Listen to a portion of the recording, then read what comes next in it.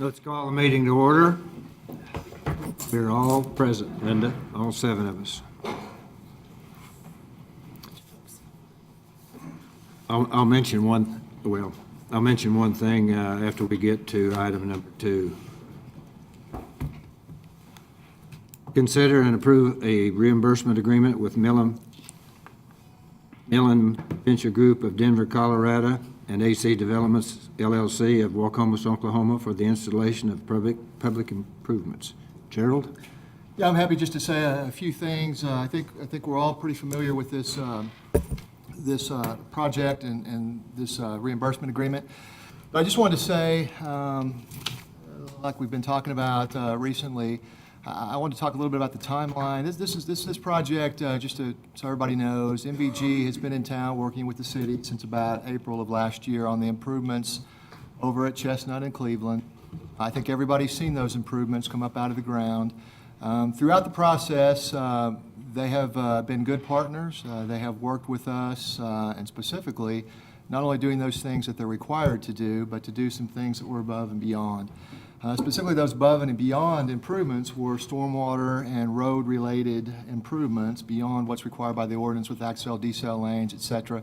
And we've all seen the amount. We've talked about the amount. I think we know what the amount is. We did get value. I was out there again today. I think it looks fantastic. I've heard several positive comments about it. I know there's been questions. I think many of them have been answered. I think the biggest question was the only thing that probably in this deal should have been done differently was the written agreement up front. And I think as part of that, that's been part of the challenge. However, there's no question that we got value, we got the improvements, we got them sooner. These are improvements above and beyond helping us. As you notice with the road, it's that lane portion is made out of concrete. It's made to the right elevations. The stormwater improvements, you'll notice there's not an open ditch all the way around there. Those are the above and beyond things that we got. They tallied up to $636,000. And really, we're at the point that I think the city needs to strongly consider approving this agreement, and how you do it, whether it's a 1-year, 2-year, 3-year, all now deal, is certainly up to you. We have the funds to do it. We've discussed various funds that we could pay it out of, and I think we're just at the point that we need to make sure we've answered all your questions and hear your commentary. I think it's probably time to vote on the issue. And so, Mayor, I think that's my comments. Any questions for me?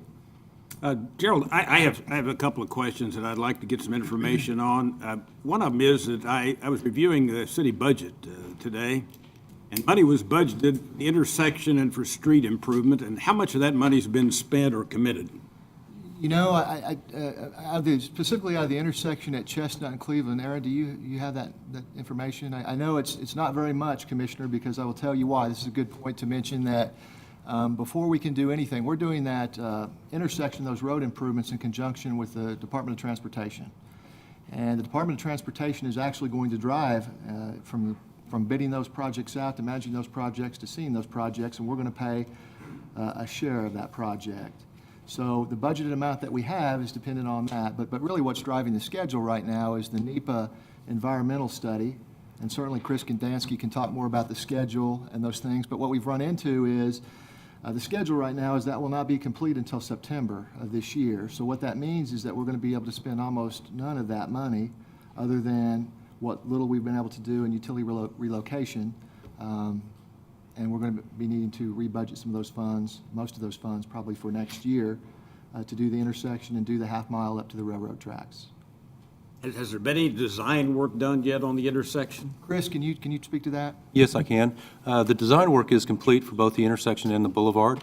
Once we get the NEPA results, we'll go ahead and begin acquiring the necessary right-of-way and relocating the utilities.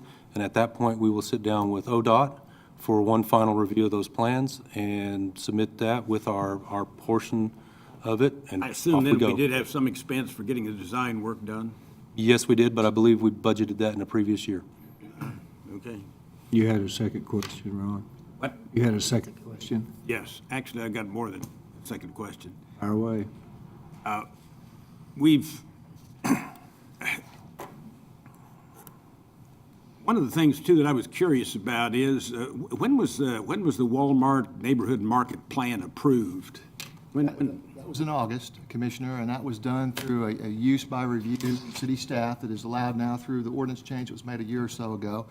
The original MAPC, or the original site plan was approved by MAPC in May of last year. The commission approved it in June, and then at some point, the Walmart plan required some modifications, minor modifications that city staff could do, and that was approved in August of last year. and at that point, there was not any request for our participation in some of the project? I think yes, there was all along. I think there was probably some miscommunication. We were looking to establish the exact numbers, the actual bid out numbers. Those numbers actually were produced in late November or so, early December, brought to the city. Yeah, well, there's no use going through that timeline. It's just the idea that, I haven't missed a meeting in the last 4 years, and I'd never even heard of MVG. I didn't even know what it was, never even heard of it, and suddenly, I find out we owe them $636,000. And what work has yet to be completed on that project? We're paying for off-site improvements, and what has yet to be done? The road work obviously is. It appears to me most of the stormwater work has been completed. I don't know, Chris, can you speak to? Yes, the majority of the stormwater work is complete. They are right now in the process of doing the permanent pavement portions of that. And then the next step will be the temporary pavement portions for the remainders of the acceleration lane, to merge them back into the traffic lanes, and the leveling to make sure that both the current grade and the existing grade of the concrete match up. And then there'll be striping. And we think that'll be done by when? May 31. In that neighborhood. It's their schedule that are controlling. Well, one thing that I want to suggest, for the future is that I think we need to review our development requirements to see that developers are paying for stormwater issues. I actually thought the developers were required to pay for stormwater issues and to handle whatever water landed on the property. Yes, they And I are. was surprised that, there was the major part of this request for reimbursement relates to stormwater. Allow me to address that. When they developed that property, they did do a drainage report, and they did take care of their impact to the stormwater runoff. They arranged their parking lot and their piping such that that water would go into the large detention facility on the north side. This part of the drainage work is necessary. Portions of it are necessary for them to put in their driveways. The other portion is the above and beyond portion that we're talking about here. In other words, what you would have had is the minimum requirements or the requirements from the ordinance would have been no ditch except where there 2 or 3 driveways are, and that's what we would have had around. They worked with, through our engineering, actually through our Stormwater Master Development Plan engineer, Tetra Tech, to make those above and beyond improvements in accordance with our plan. So, I'm assuming we have some definition of above and beyond. I mean, most of it looks like it was just water that would have been going down the ditch, if they hadn't put it in a pipe. And maybe those pipes, cost that much money. I don't know. I'm not privy to that information, but just something that I would like to have more information on as to what our developers are required to pay for and what they're not. absolutely, I can send that out to you. I can tell you right now from having researched that quite a bit myself lately, accel decel lanes are required. And also, I'm trying to remember the exact language, but it's anything required, any infrastructure required for the public safety related to that development is required. And Chris, if I missed, is there one other one? They have to take care of all the utilities getting Yes. in and out of the facility and making sure they loop the water lines if it's large enough and they're drawing that much water. And those are the parts.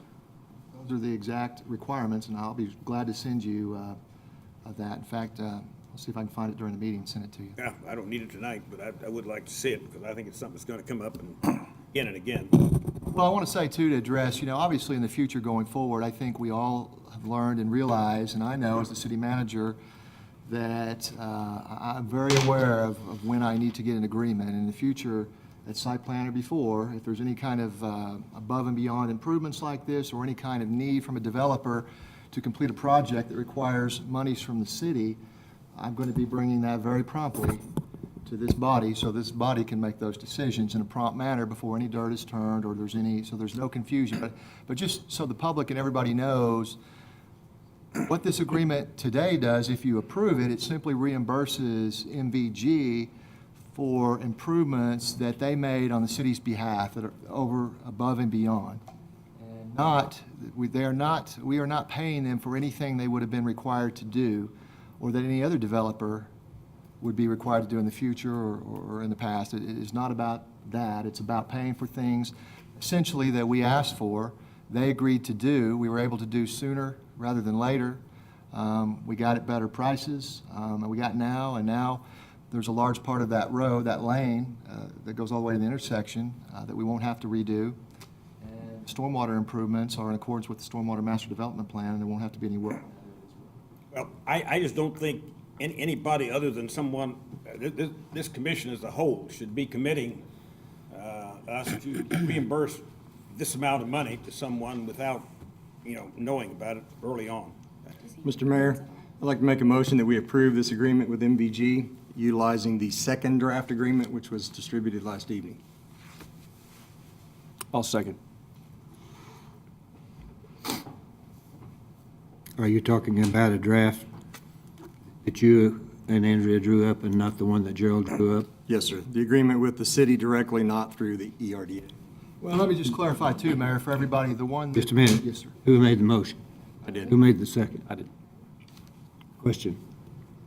No, I was just going to clarify, the original agreement was simply a tentative proposal. The one Dr. V is talking about, the one he sent last night. And so either one of them is agreeable with the city, it's agreeable with MVG. So I have a question. Have AC Development, MGV, and the city all agreed on what's sitting up there in the lower right-hand corner?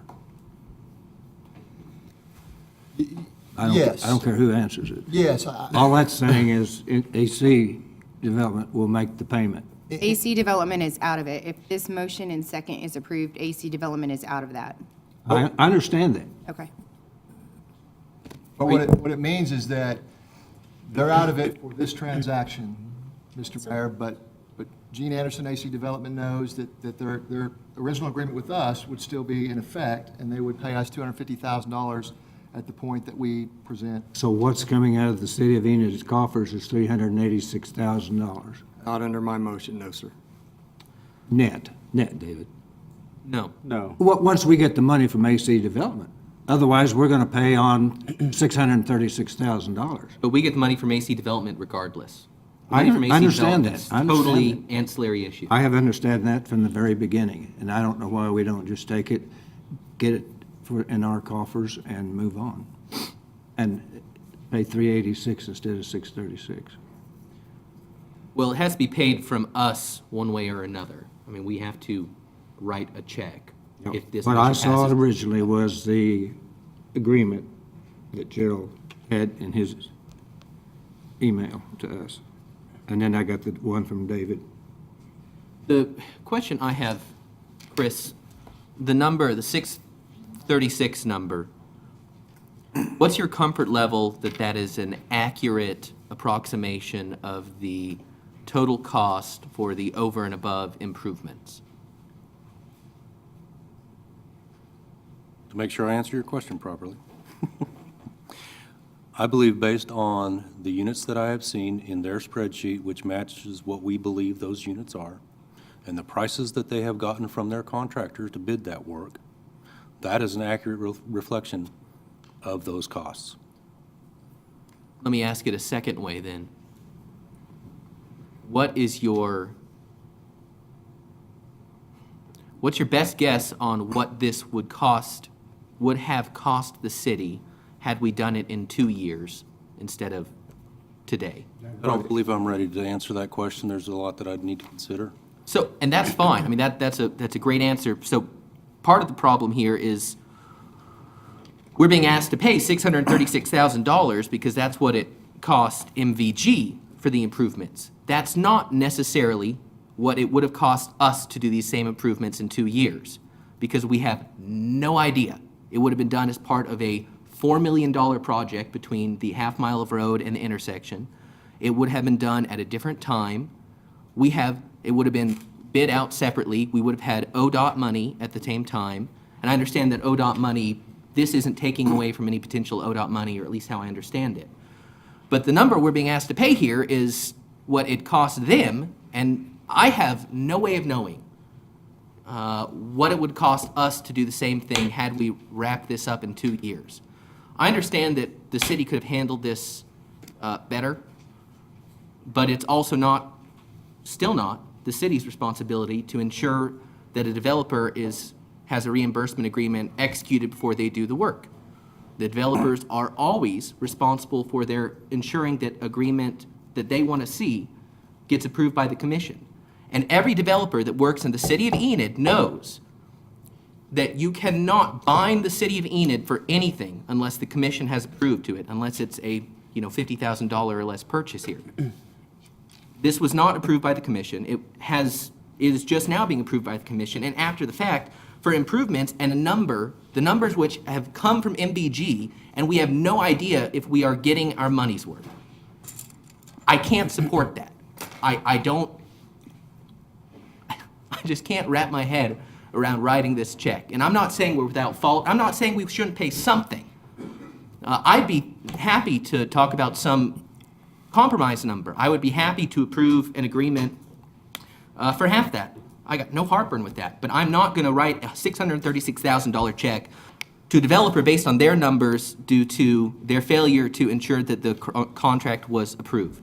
Because end of the day, this is our duty as the city, to take care of the city's money. And this isn't being business unfriendly. This is being responsible with municipal money as the municipal body. That's our duty.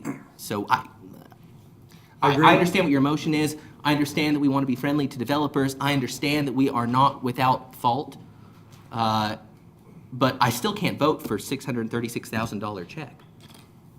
I'm not sure I can make you feel better. We had the same concern about the numbers. I can tell you that it's actually been through a couple of bid processes. The initial number actually that MVG came up with was about $100,000, a little less, higher than that. And then when through the process of comedy of errors that have been done here, it was actually sent back for bids locally. We got another set of bids independent of MVG that Mr. Stallings was involved with. And those numbers came back even higher than MVG's numbers. So after looking at it, I understand your concern. I had the same concern, and Aaron, you may want to chime in here, but I think the 636 is actually a bargain for the total project. I do think it would cost us considerably more to tear it up and do it later. A little bit of that, it's kind of built into it. That's one of the reasons I think the number is as low as it is. So I share your concerns, but I'm very comfortable with the 636.2, whatever it is, 269, as being a fair number based on multiple bids. But our engineer can't come up with even any kind of comfort level on whether this is a close approximation to what it would have cost us to do it along with a bigger project. There's bidding this project today, and there's bidding this, which would have been a small piece of a much larger project in 2 years. Millions of dollars of one of the biggest intersections in the city of Enid and a half mile of Cleveland. I mean, it will be, when we get to it, a big project. And so, I would like to think that, yeah, because it was, multiple bids, but that was all a piece of a much smaller project. Whereas we all know that when you do a big project, a little component may cost less to do it then. Our engineer can't tell me, and nobody can tell me because it's reading tea leaves. But because it is reading tea leaves, I'm not comfortable simply granting their request. I think we have to understand that there are errors. There were errors on their part. And because of that, we are not responsible to give them everything they're asked for. I understand that the initial request was $690,000, not $635,000, but when we're talking that number, it's not that big a difference. The votes may be there, and this all may be a moot point, and I don't want to belabor it if we're going to do it anyway, but I just had to air my grievances. I thought from day one, 17th of March, is we could make that $636,000 figure $386,000. And I know it's not in the motion. There is a way to lower that to $386,000 from $636,000. But Mayor, that's just shell game math at that point. We get that $250,000. Let's get it and take But care we of the could get it and others. do something else with it. I mean, it's not that it is a dedicated fund to go against this piece of this one development even. I understand that. That's an option. That's an alternative. We're going to get that $250,000. I hope 250,000. Yes, it will be. And I think we need to vote and then decide. That's fair. Any other questions? Linda, would you repeat the motion, please? Motion was made by Commissioner Van Hooser to approve the agreement utilizing the second draft agreement. And seconded by Commissioner Browning.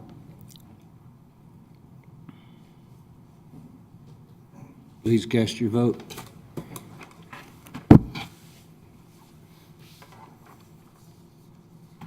Motion carries 4-3.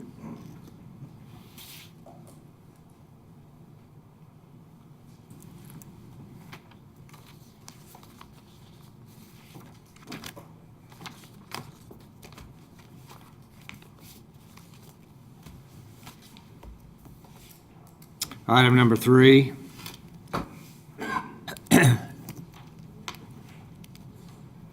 At the meeting on the 17th of March, we decided we'll allow each one of you 20 minutes.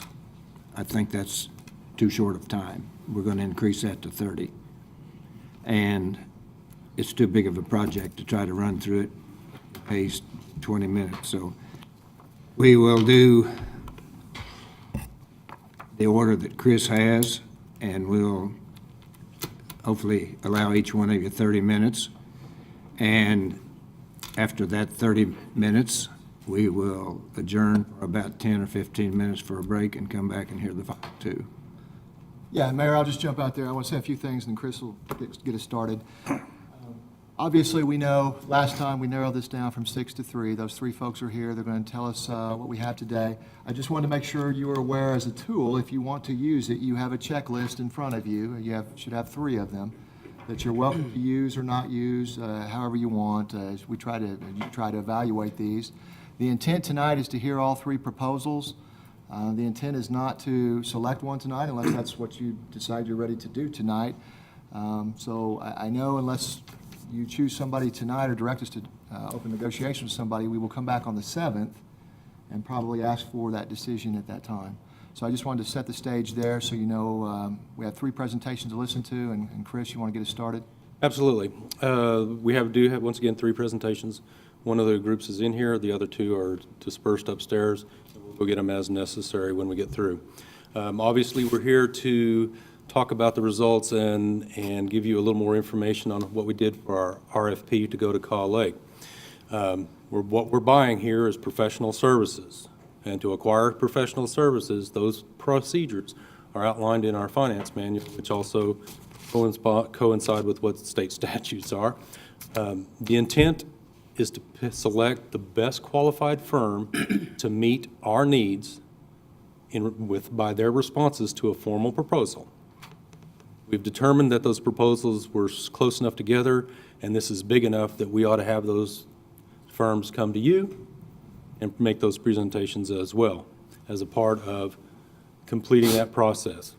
We went through the process, and I won't go through it again, but basically it's written proposals. We did little interviews on pre-proposal. We had a committee, selection committee that ranked them. Still a little close. I went out and interviewed the top 3, and now we're to this point. Once we determine the best qualified firm, that is when we will begin negotiations for the fee. This is the evaluation criteria that we're going to measure them against, and these are the things that were asked for in the request for proposal. And having said that, I believe we're ready for the first firm. Mr. Williams.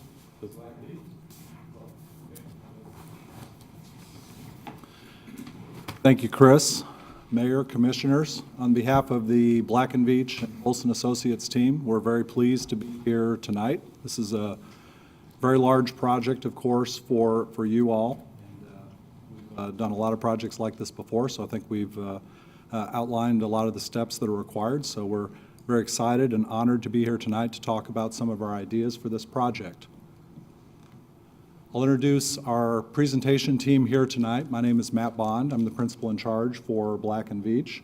As we put together our leadership team for this project, we're really looking for two skill sets. We're looking for a program management skill set, and that's to lead large, complex programs, and then the technical leadership for all the various technical elements of the project. And I think we've got the best of that on the team that we're putting forward to you tonight. Bill Davis is our program manager. 36 years of program management experience. He's just coming off of a major program for San Antonio, similar size and scope as this project. And he is essentially off of that project now, immediately available to work on this project, so he can start scoping on this and working on it right away. Kurt Ronekamp is a project manager with Black & Veatch, significant Oklahoma experience, Tulsa, Ponca City, and Oklahoma City. A lot of design, water and wastewater systems. And with the work that he's done in Oklahoma, he's got the ability to help grease the skids with ODEQ, OWRB, some of the state requirements we're going to need for this project. And then Chad Morris with Olson Associates is going to be the assistant program manager, very good water design experience on the consulting side, but he's also been on city staff shoes with Ponca City and Stillwater, probably one of the only ones you're going to talk to tonight that has actually operated water treatment plant treating Caw Lake water. So he'll be available to help our team get your staff up to speed for actually treating the water from this new water source for you all. And Black & Veatch is actually, we went back and looked, we're celebrating our 100-year anniversary this year, and we went back and looked at the records, and some of our first work for Enid was actually 1918, quite a while ago. Currently, we're working with you to work on the design build effluent reuse pipeline from the Coke nitrogen facility, and working on that, so that gives us current understanding of your city processes and procedures. We pride ourselves on having long-term relationships with cities, large and small. This is what we do all the time. Repeat assignments with these. We don't leave town until the clients are satisfied. So you can rest assured that we will honor our commitments on this project. In our proposal, we had two sets of detailed experience criteria that we put forward. Again, the program management side reflected in the red dots. So we've got that cluster around San Antonio, out in Las Vegas are the ones that Bill Davis worked on. The other red dots are other large program management assignments. And then the blue dots are ones that have relevant technical experience for this project, working with the Corps of Engineers, surface water treatment projects, and all the types of technical elements that we have for this project. So a good representative experience. We provided references for those, and our city staff's had the opportunity to check some of those. We encourage you to check our references, let them tell you the work that we've done for them.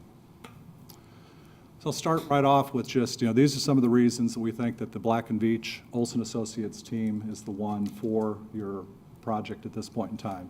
First, we have a proven program management approach that's built for collaboration. We're going to work with Chris and the staff to find out the resources that the city staff has for this project, and then wrap our staff around them as an extension of your staff to make sure that we, again, work and collaborate and work together and essentially supplement the good staff, the good work that's already been done. We don't want to reinvent the wheel. We really want to work on the good work foundation that's already been laid. We'll have an integrated team and local, working out of Olson Associates' 70-person office in Oklahoma City. We've got a good base to work from. We've got a great working relationship with Olson, having worked with them for 40 years. Personally, I've worked with Olson Associates over several projects over 20 years. Very good cultures with the two firms, no turf battles. We work very well together. A thorough understanding of the program issues and how they work with each other. In and of themselves, the various elements of the project are not all that complex. It's just when you put everything together and the interrelationships and how they play off of each other that really make the difference for why, again, program management's a good way to do this, and we'll talk about what some of those interdependencies are. Want to focus on the best value. You're going to hear a lot about cost and value for you, knowing that you need to report to the citizens that you're getting good value for your investment, and then long-term operability. You've got some new skill sets you're going to need for the surface water treatment plant, maintenance of facilities that are far-flung from the city. We're going to begin with some of those, understanding those right off the bat, and we'll start to advise the city staff on some of the people you're going to want to get on board in the planning stage so that they're ready when we flip the switch and turn all this system on. Finally, we have a commitment to deliver a permittable project on schedule. So if you ask us in the questions and answers what the biggest derailer for this project it's going to be getting some of the permits for it. And so with that, a really good permit strategy and a couple of experts that can even address some of your questions tonight. But everything we're doing is about making sure that we understand those obstacles to start and that we help you avoid those so that we can move ahead with the project. So with that, I'm going to introduce the program manager, and that's Bill Davis. Thank you, Matt. Good afternoon. My name is Bill Davis. And as you know, a project the size of your water supply will go through various stages before we get to completion. It starts off with the planning stage, and that's where you've been working the last few years. You're just about finished with that, with the acceptance and final of your master plans and some subsequent studies. You go through a series of design phases, construction, commissioning, before we actually have you actually have an operating facility delivering water to town. Through that planning process, a number of things have been identified. You understand your current needs and your future needs.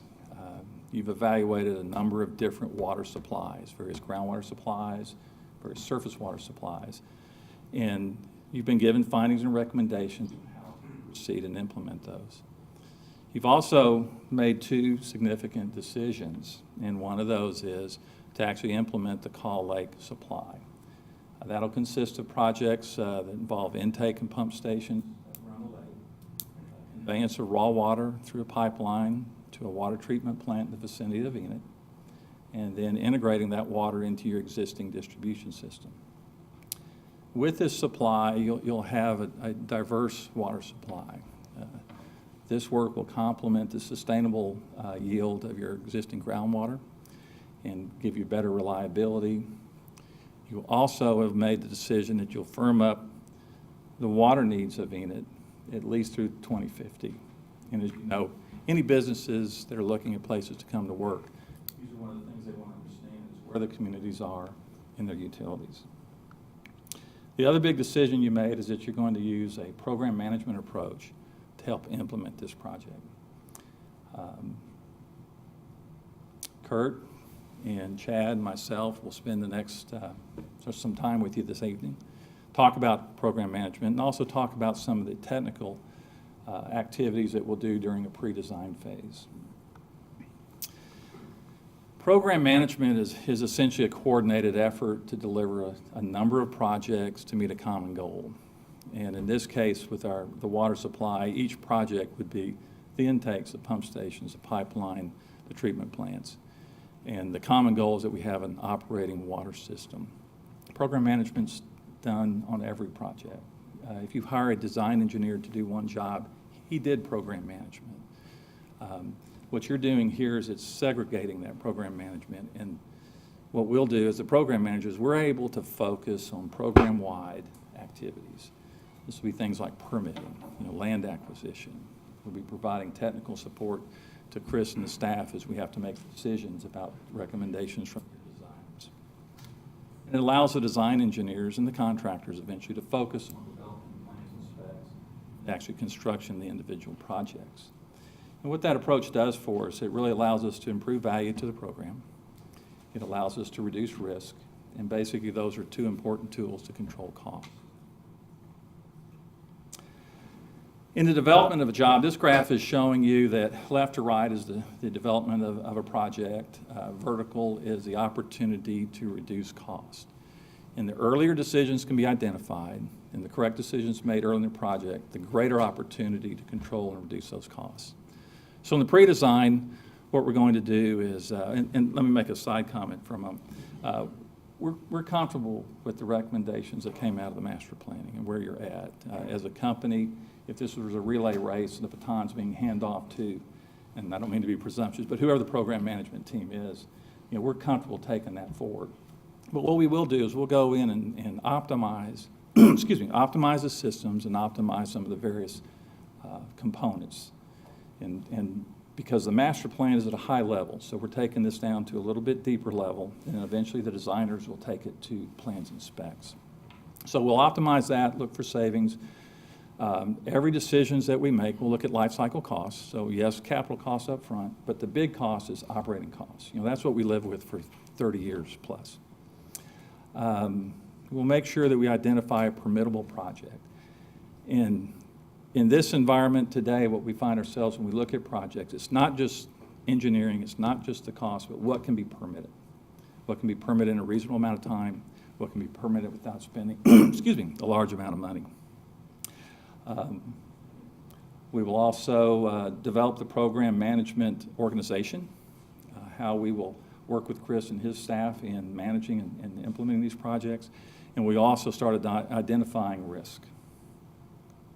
As we move into the design phase, I like to think of it that the family gets a little bit bigger. This is when we bring on the designers.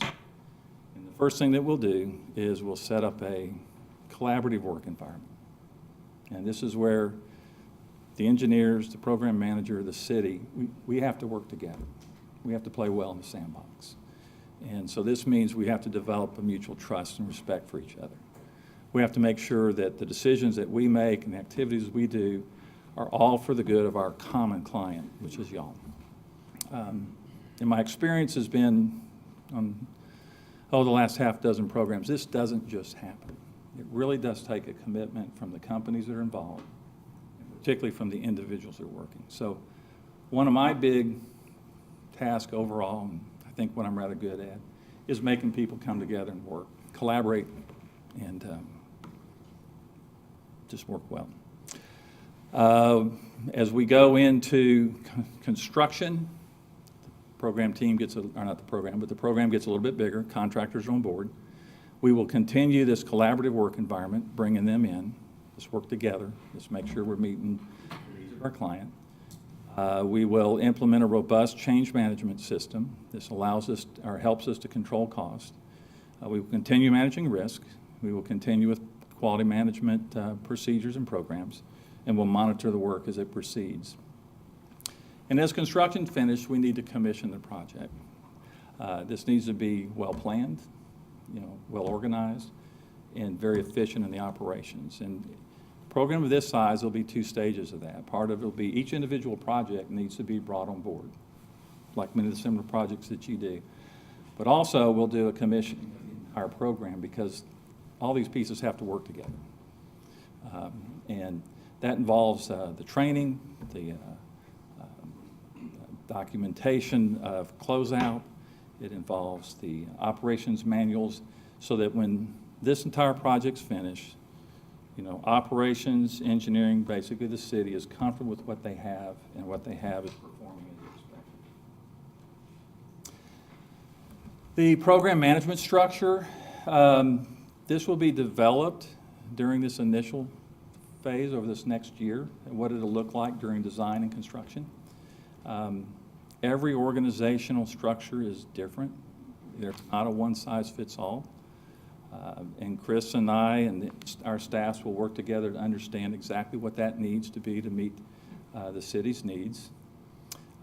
There's some decisions that we'll make during that process. One of them is ownership of the engineering contracts. Traditionally, the engineering contracts are directly with the city, and there may be 4 or 5 of these. We don't know yet, but it'll be in that order. And the program manager is assigned to manage those contracts. On our last project with San Antonio, the desire was to have one single source of responsibility for all the design. And so we actually, with the city, selected engineering firms, and then they subcontracted to us, independent design, they do the design, but basically we had accountability, one neck, so to speak, to the city for the performance of all the designs. That helped out in the coordination. It also cuts down on Chris's group having to manage maybe 6, 7, 8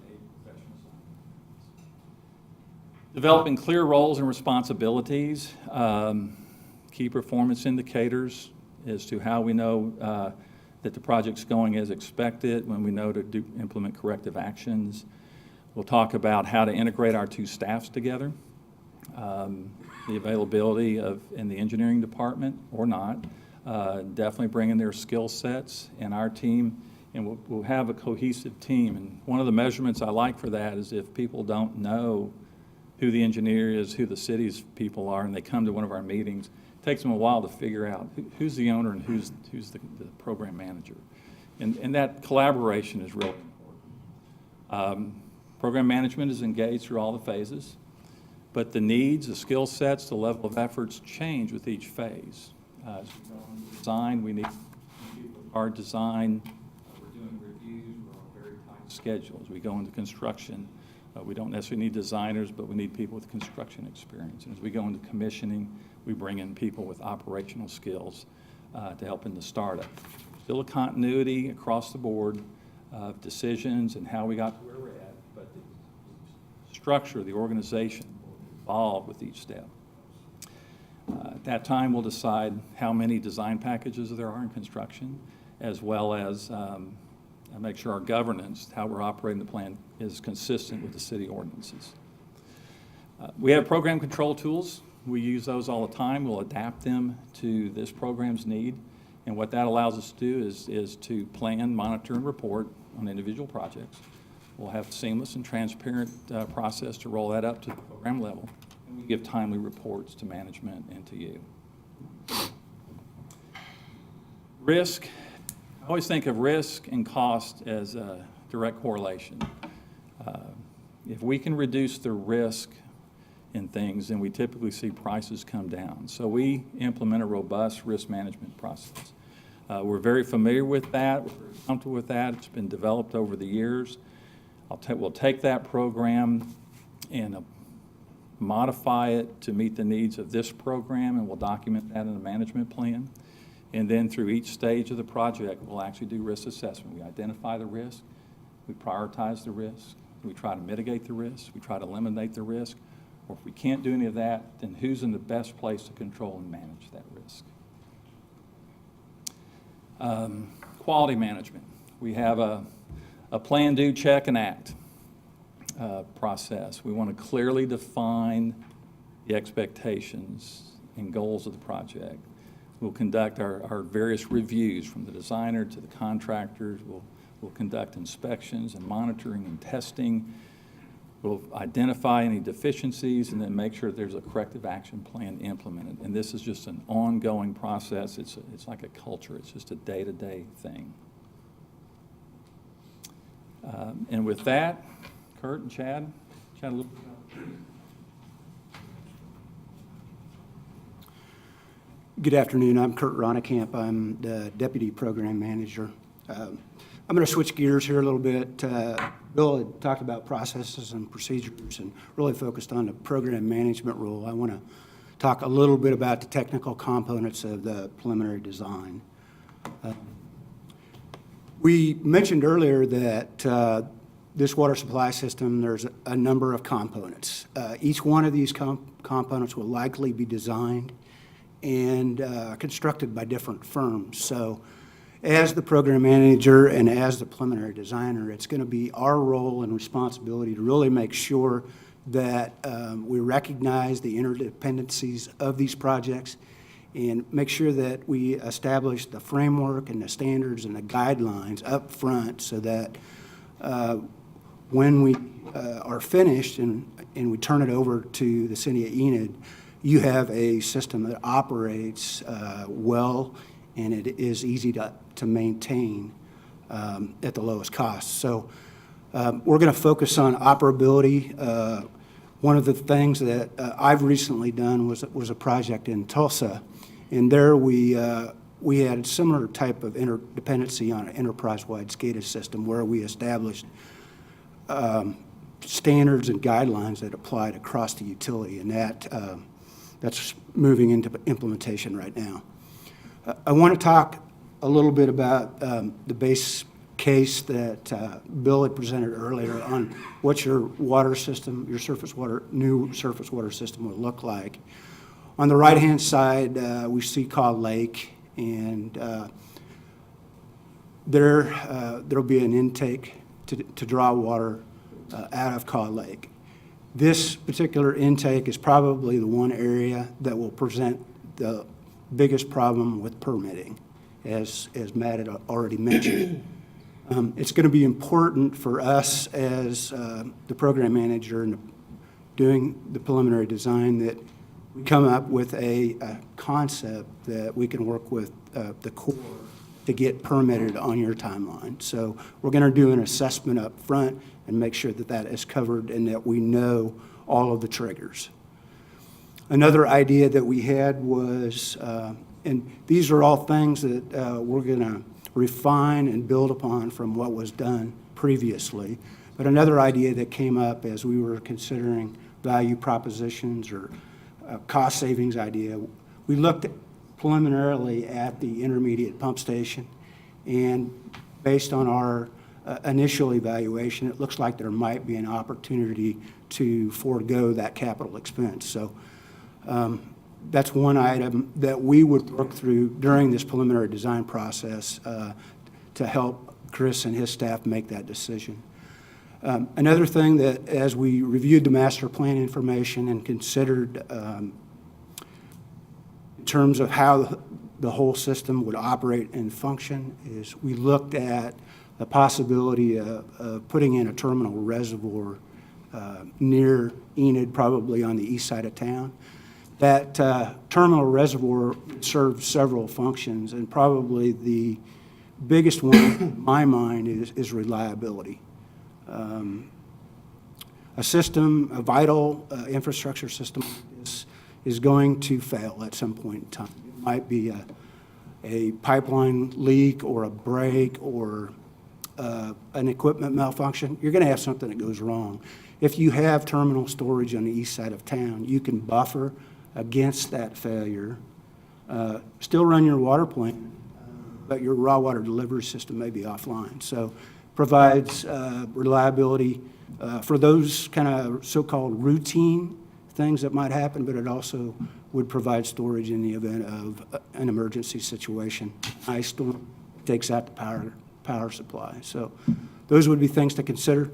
In another probably secondary reason for putting in a terminal reservoir is not only can you get a water supply out of it, but there's a possible public amenity here. You could use it for public recreation, similar to Lake Hefner in Oklahoma City, Lake Yohola in Tulsa at the Mohawk Water Treatment Plant there. So those communities have taken this type of approach and found it to be effective in minimizing their risk of outages in their system. Finally, one additional thing that a terminal reservoir will do for you is it'll help you right-size your facilities and hopefully reduce some of the costs. You won't have to design a system that delivers that peak capacity during the warmest day of the summer. You can deliver capacities more on an average basis than dealing with those peaks. And if you shave off those peaks, you can save cost, capital cost and operating cost. With that, I'm going to turn it over to Chad, and he's going to talk about some alignment considerations. Thanks, Kurt. Having grown up, let me get to the next one here. Having grown up 2 miles from Caw Dam and serving on the Caw Reservoir Authority as a trustee, this is a very exciting project for me and very near and dear to my heart. If you'd start the video. All right. About 12 or 13 years ago, when I was utilities director in Ponca City, I was looking at a project very similar to this. We were going to tie on to the Stillwater pipeline and then parallel the wellfield line going into Ponca City, very similar to the alignment that's in your master plan. However, we came to the conclusion that in that stretch between Caw Lake and Ponca City, it was in our interest to go south of the river for a host of reasons. One was environmental permitting, There's an area there where bald eagle habitat, and I've personally seen 62 bald eagles roosting there. Other reasons you can see there are construction. We've got rock there on Rockcliffe Road. It's called that for a reason, as you can see. We also had access to operate and maintain the line. And then, as you can see going west, we transition from those rocky areas into wetlands, which is another can of worms. And so we feel like we tried to offer some different options that would be viable for the success of this project. One was going north around Ponca City, and then two, we're going south of the lake. And this is option 1B, that would be parallel in the road network, getting down to Highway 60, which is south of Caw Lake. And as you can see, when you get out into the river valley, it opens up for you and gives you some different options for pipeline alignments, and you get out of the problems associated with the north bank of the Arkansas River.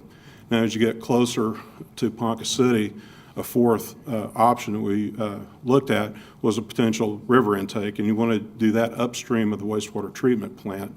And then coming out of that, goes south to avoid the refinery there, because there was a plume contaminated groundwater. We would obviously get around that. And then you could pick up with the master plan alignment, and then it becomes a pretty conventional pipeline project after that. But there's a lot of local knowledge there, pitfalls there that we want to avoid through this. But once you get beyond that, then it simplifies the pipeline significantly. With that, I'd like to turn it back over to Bill. Thanks, Chad. Up to this point, we've been talking about the pre-design, and Chris, as I understand it, that's essentially what the first assignment would be. But this program will continue, or hopefully will continue, to design and construction. And I wanted to let you know that the organization that we've set up is capable and available to stay throughout the entire program. That gives you the continuity of decision-making. And also, we can, like I said earlier, we can pull in resources as necessary and evolve along with the project. And at this point, Mr. Mayor, that concludes what we formally presented for you. And if you have questions, I'm sorry, I need to introduce my technical team, who usually makes me very comfortable. Nan will be heading up our permitting process. She has lots of experience in doing that. As a program manager, that's one of the first positions I make sure is filled, because this is going to be the critical path. This is the biggest unknown we have, ergo the risk.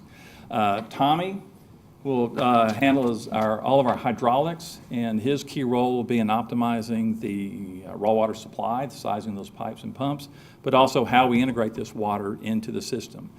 San Antonio has the same challenge that you did. That was a city that was entirely built on well fields, and the distribution system was built around that. And as we've implemented point sources of water like you're going to be doing, it can have a big effect. I think some work has been done with that. We'll validate that work. But this is a great potential to at least control, if not actually save some costs. And then Leon is with us. Leon spent time with the Corps of Engineers, spent the last 15 years with Black & Veatch, and will be instrumental in helping us communicate and work with the Corps, primarily in terms of how the intake gets located at the lake. So now I will tell you that we are finished with our formal presentation. And if you have questions and answers, or we'll have the answers. If you have questions, I'm glad to address those. I saw that. Or we may have questions for you. No. Sure. I see that you have substantial experience in San Antonio. Was somebody in here who has done San Antonio work, or? That's me. Okay. I read in the past about an interesting project, San Antonio, and I had to check myself online to make sure I hadn't made it up, but they've done an extensive project to reuse their gray water coming out of there.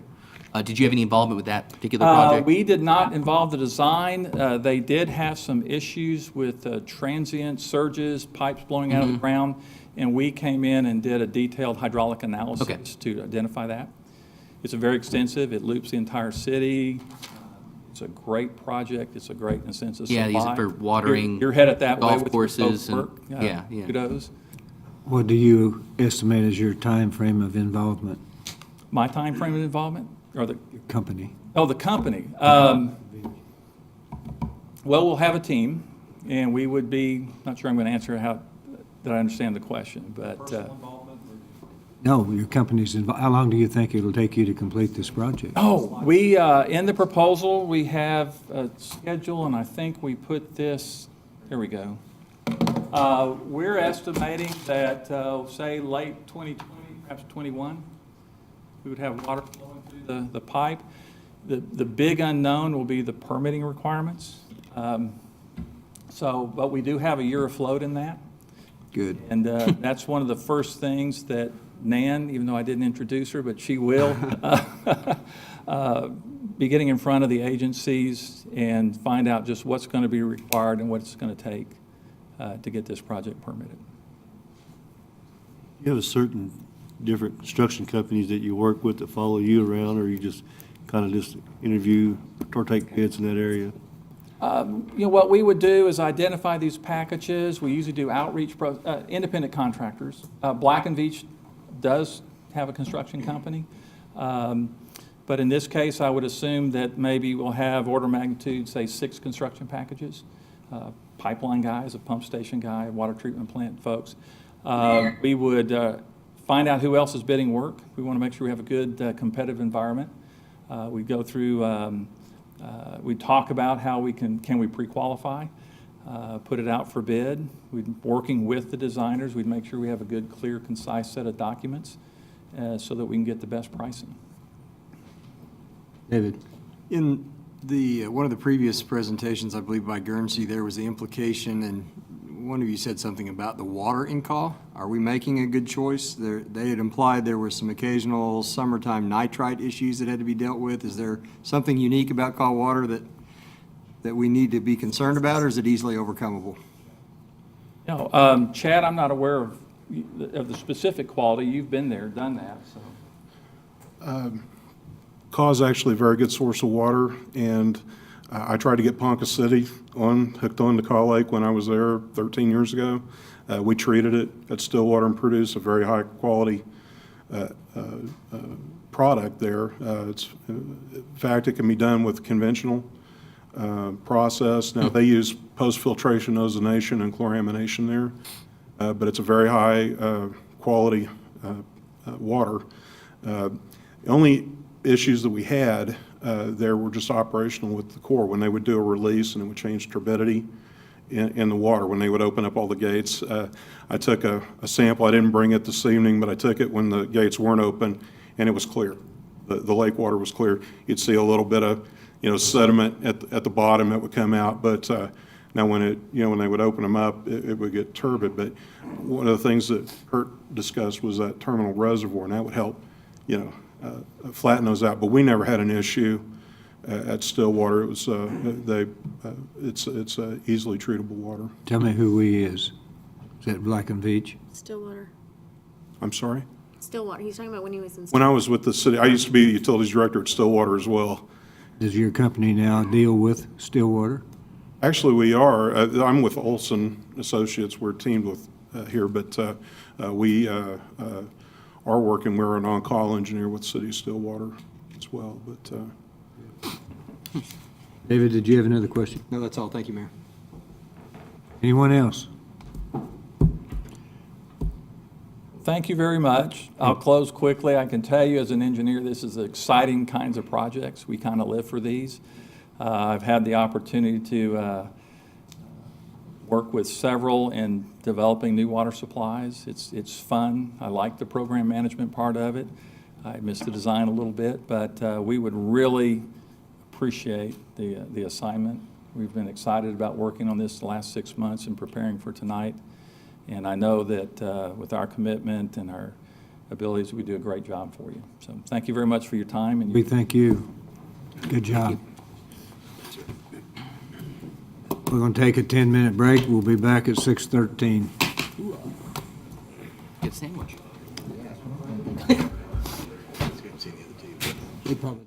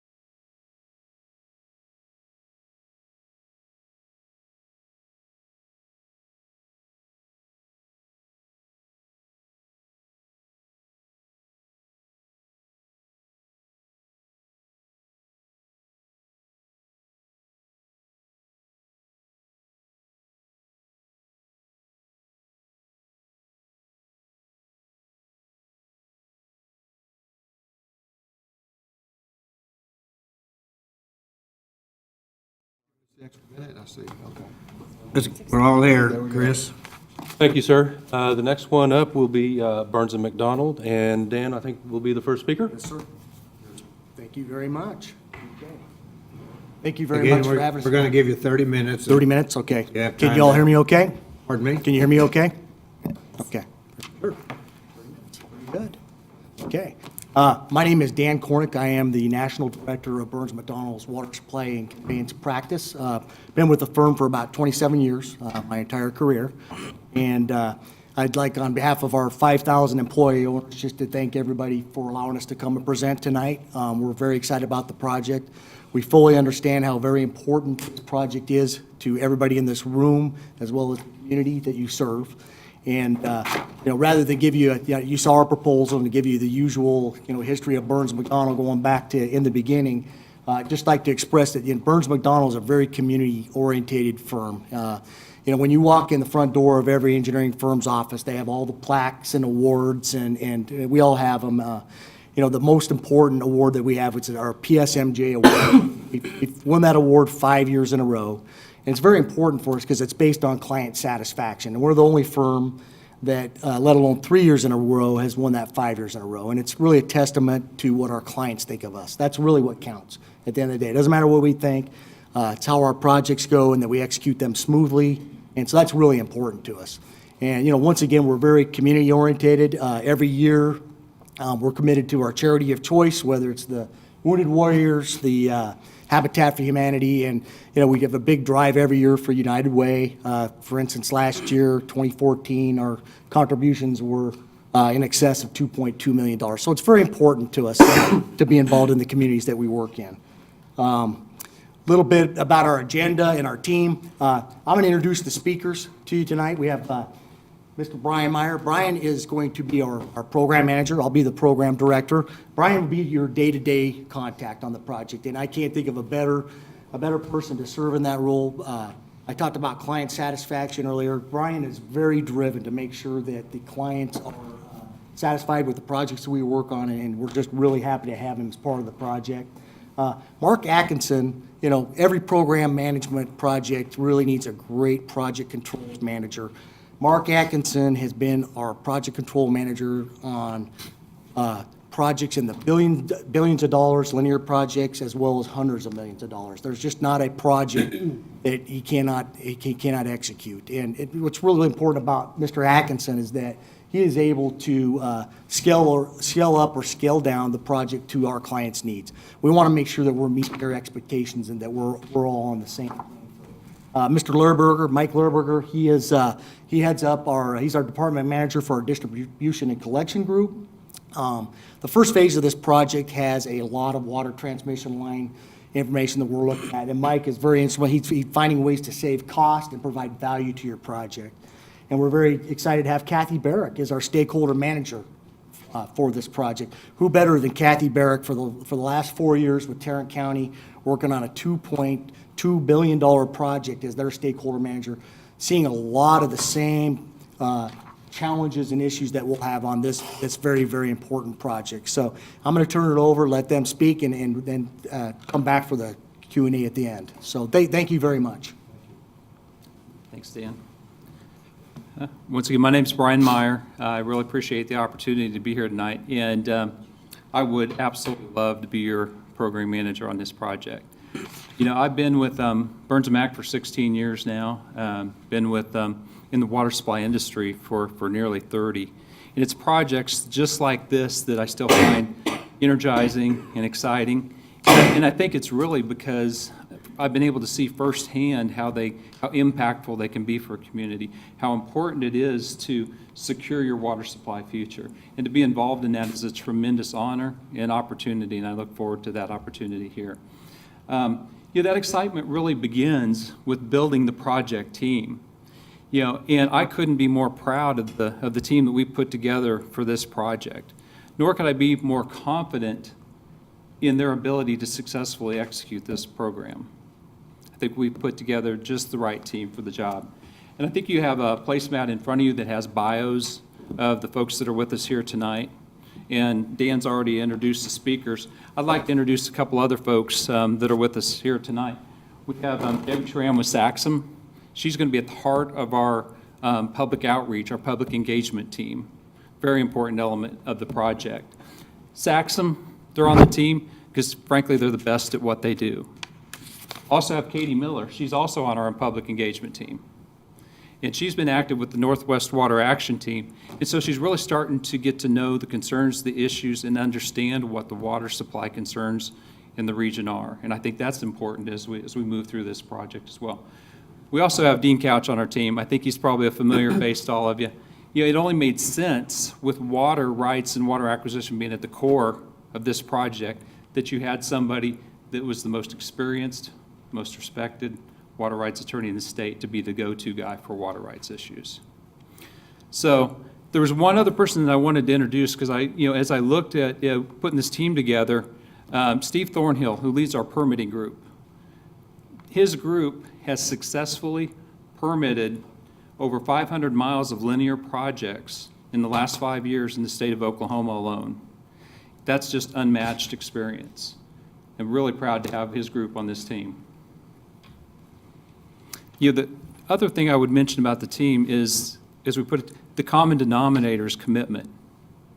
It's commitment not only to the successful execution of this program, but it's commitment to an enduring partnership with the community of Enid. That's something we insist on. We're not a one-time project. We want that enduring partnership. So the program. I know there's already been a lot of time and energy invested to get you to where you are today. And really where all that work has brought you is to the point where now there's the project elements that are starting to come into focus, and those need to be defined or refined. There's permit issues that need to be addressed. There's critical decisions that need to be made. And all of those things need to happen in a relatively short time frame, which means there's going to be a lot of concurrent activity. That's when program management can really show its true value in that particular case. Some of those initial project elements are the preliminary design. We've got the water supply, that coordination with CORE and OWRB, pump station design, pipeline alignment, routing, design, easily the biggest portion of this project. Mike's going to talk about that in a little more detail here shortly. Intake, location, and design. The treatment plant siting and design, significant critical decisions to be made in that regard as well. And at the same time, you're going to have regulatory and administrative issues to deal with as well. In those permitting, environmental studies, public outreach, consideration of program alternatives and or regionalization opportunities, all of those things will be happening basically on a parallel path. So program management, it really provides the tools to effectively coordinate, monitor, control all of those concurrent activities. And some of those tools, you see, are really your project controls themselves, your schedule and cost tracking, your project tracking. All of those things come together to make your program management. But the great thing about this is that they are scalable. They can be made to fit your specific needs and provide the highest value to the community. So the great thing is, all of those concurrent activities integrate into your program management, make for a successful program. Later in the project or in the program, you're going to have more activity with multiple design projects, multiple construction packages. The good news is if you put a solid program management plan and tools in place in the beginning, it's going to pay dividends throughout the program. One other element of a successful program is communication. And because you have multiple stakeholders, multiple concurrent activities, all of that going on at once, we found that using workshop setting to really bring together the right stakeholders for any specific issue, disseminate information, facilitate discussion, and really drive toward consensus decisions is a very effective way to do things and make the program move and make it successful. So we can see that being employed at numerous times throughout phase one. I'm going to turn it over to Mark.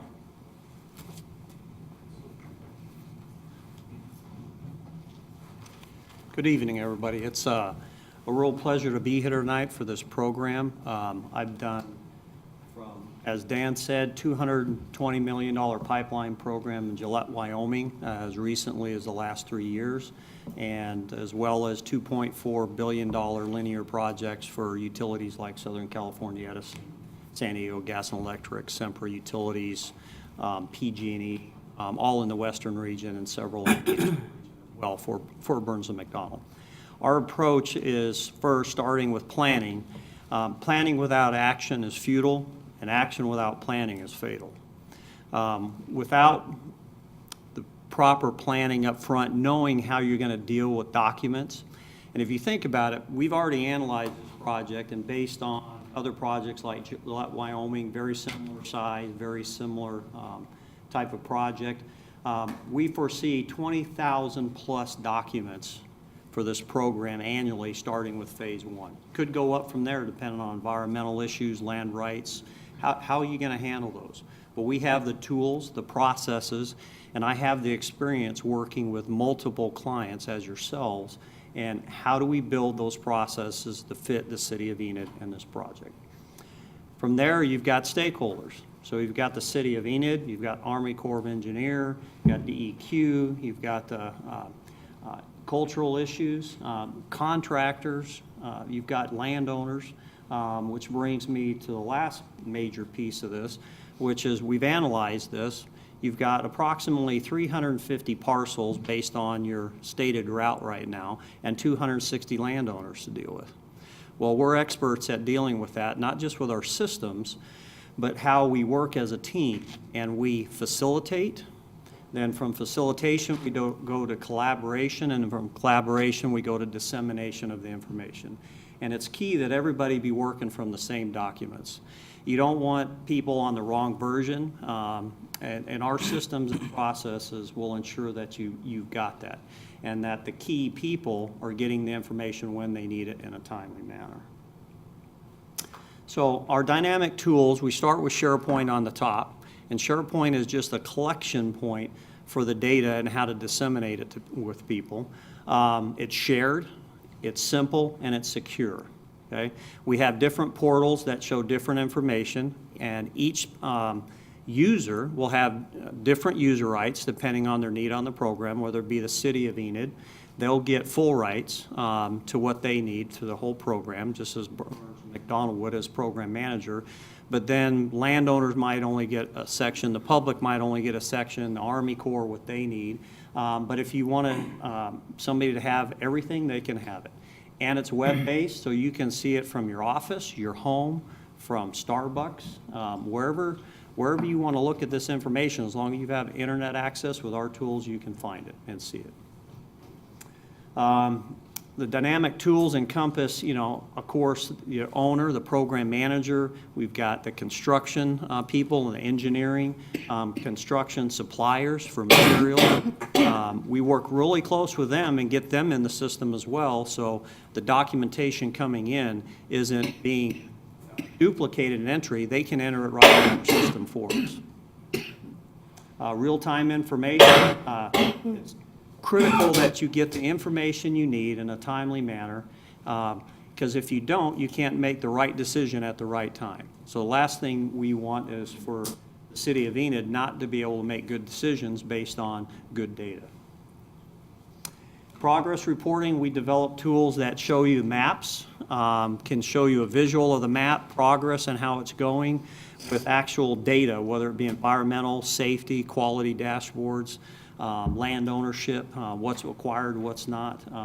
We customize this to each program and each client, and they're plug-and-play tools that we have and use for our own use on our own projects. So it's not something that we don't use on a day-to-day basis ourselves. And then we have map integration for spatial imagery. I'm going to show you a short video on what this is all about. And Burns & McDonnell has a patented one-touch PM process using ArcGIS 3 or Google Earth, and I'll demonstrate it right now. One Touch PM empowers the entire team with visual access to everything on a project, starting with the progress status for the overall route and zooming into specific sections, even right down to individual towers, spreads, and crossings. Reports customized to your format are available immediately, making it easy to see and understand critical path, cash flow, milestone attainment, and more.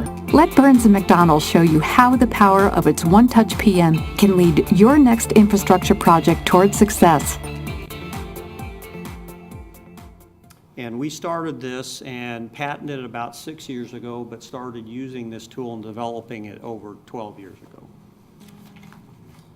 And we have key performance indicators that we'd set up with the city of Enid. What do you want to look at very specifically?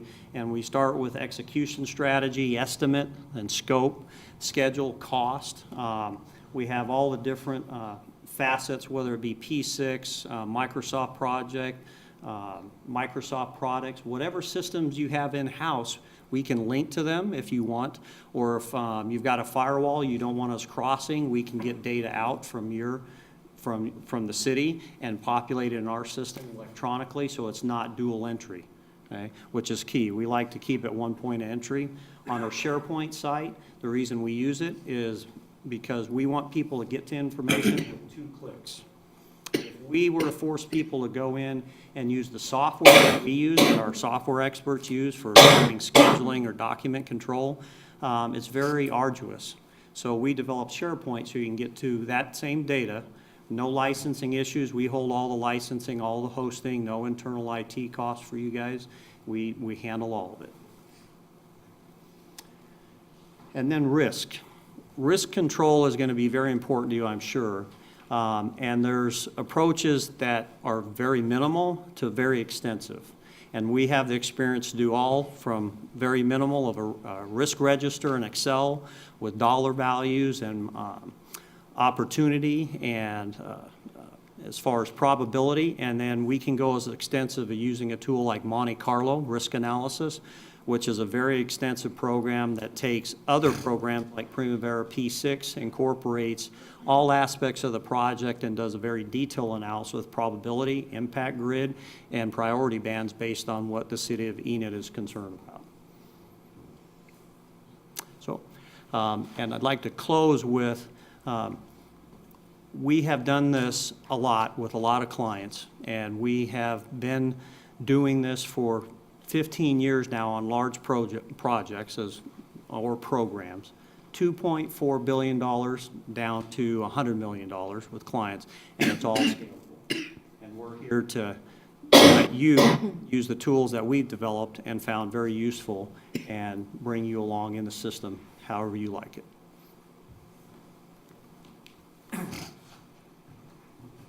Thank you, Mark. I just wanted to talk briefly, and I know Mark just described some of the tools that we use through our program management to help collect and coordinate and normalize the data, but I wanted to spend some time and talk about how important it is that this group teams with a partner that also has the technical engineering and water experience to make this project totally successful. There's a lot of decisions to be made still at the very beginning of this project, and we know that at the beginning of any project, small decisions can have major impacts at the end, especially when it comes to cost. So it's important that you guys are very comfortable with the team that you select here today.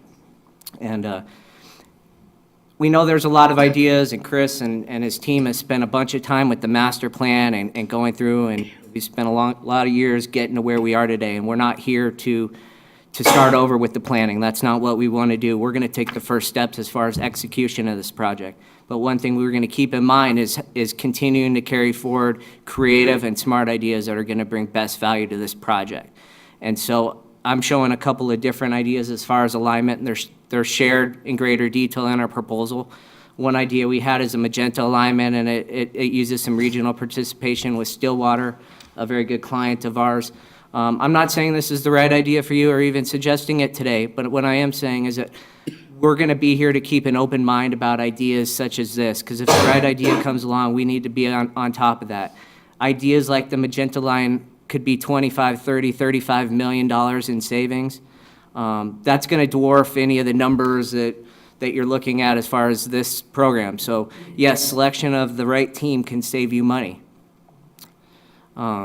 One other thing I'd like to share with you is we have a tool that we use for the decision-making process. We're very proud of it. You got a lot of decisions to make, not only with the pipeline routing, but the type of treatment, where you're going to put the intake, a lot of small decisions that are going to be very big impact. You need a tool, and you need a team that can get you through this. We have a pair comparison matrix. I'm not going to get into the details today, but it's a team decision. It's unbiased, and it's a defendable document. Really, it's the ultimate transparency. We know that's very important, and what it does is it uses monetary and non-monetary benefits, and it leads you through a decision-making process. And what is so neat about this is you're going to be able to show this document when we're done to anybody. It could be an impacted landowner, it could be a jurisdiction, it could be another community. They're going to ask, why do you do this? Why is the pipeline through my property? And you're going to be able to hand them this, and you'll know, you look them right in the eye and say, we did this as a team. This is the best decision for our town, and this is why we came to this decision. So we're gonna help you guys with that. Another thing I just wanted to spend some time about, we just got done doing Gillette, and it was a project just like yours, and it had a transmission line that's very similar. And this team is going to be very careful about how we're executing this project all along, and we really bring that total solution. So at the end of the day, there's going to be, when we collect bids from contractors, there's just going to be a couple of numbers that are the biggest numbers associated with this project, and one of them is going to be that lineal feet of pipe times that unit cost of pipe. Okay, and we're talking big numbers. We're talking 60, 70, $80 million line item there. Better be careful with how we get there. And this isn't a design project, and that comes later, but I want to remind everybody that the team that's selected today has that control, and having control of that can really be important as far as getting to the bottom dollar. And a perfect example is when we help you with RFP selection and hiring other consultants to do the design, we're going to make sure that they're designing the steel pipe and not just performance speccing the steel pipe. That's something we take very seriously. It's a big decision, and other firms can miss that. We won't. And my last slide here, just wanted to say, and I'm a construction guy at heart and an engineer, but we're going to be there through design and construction, supporting this project all along. It's our biggest thrill to be there from the very project beginning all the way through startup, and with our in-house experts, our construction group, the full weight of our firm. We're going to be with you every step of the way and making sure that this project is totally successful.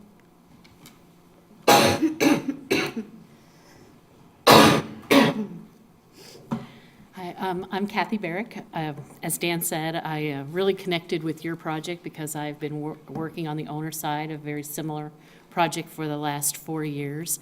I got a chance to update our board quite frequently on the program, and so I have an idea of how your staff and the shoes that they're in, so many decisions that you have looking forward. As a water supply project, right, it touches the whole community, and it really means that everyone in the community is a stakeholder. So as your stakeholder manager, we bring a very strong team. Again, Steve Thornhill and Saxum, very used to working in this area. We really know Oklahoma.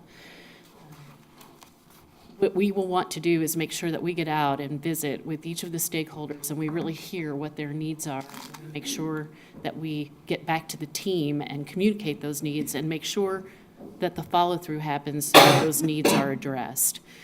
I think there's so many lessons learned that we had that we learned how late in the game to save time and money that I want to be able to share with you all. But just to take a few, your first important decision is that project definition, and you want to get your stakeholder input right away to make sure that you take advantage of regional opportunities, if you want to have customers, if you want to have partners. I've had the opportunity to work on both finance contracts between agencies to make sure that the financing works out right, and also water delivery. I think we used to say good fences make good neighbors. I think we say now good contracts make good neighbors.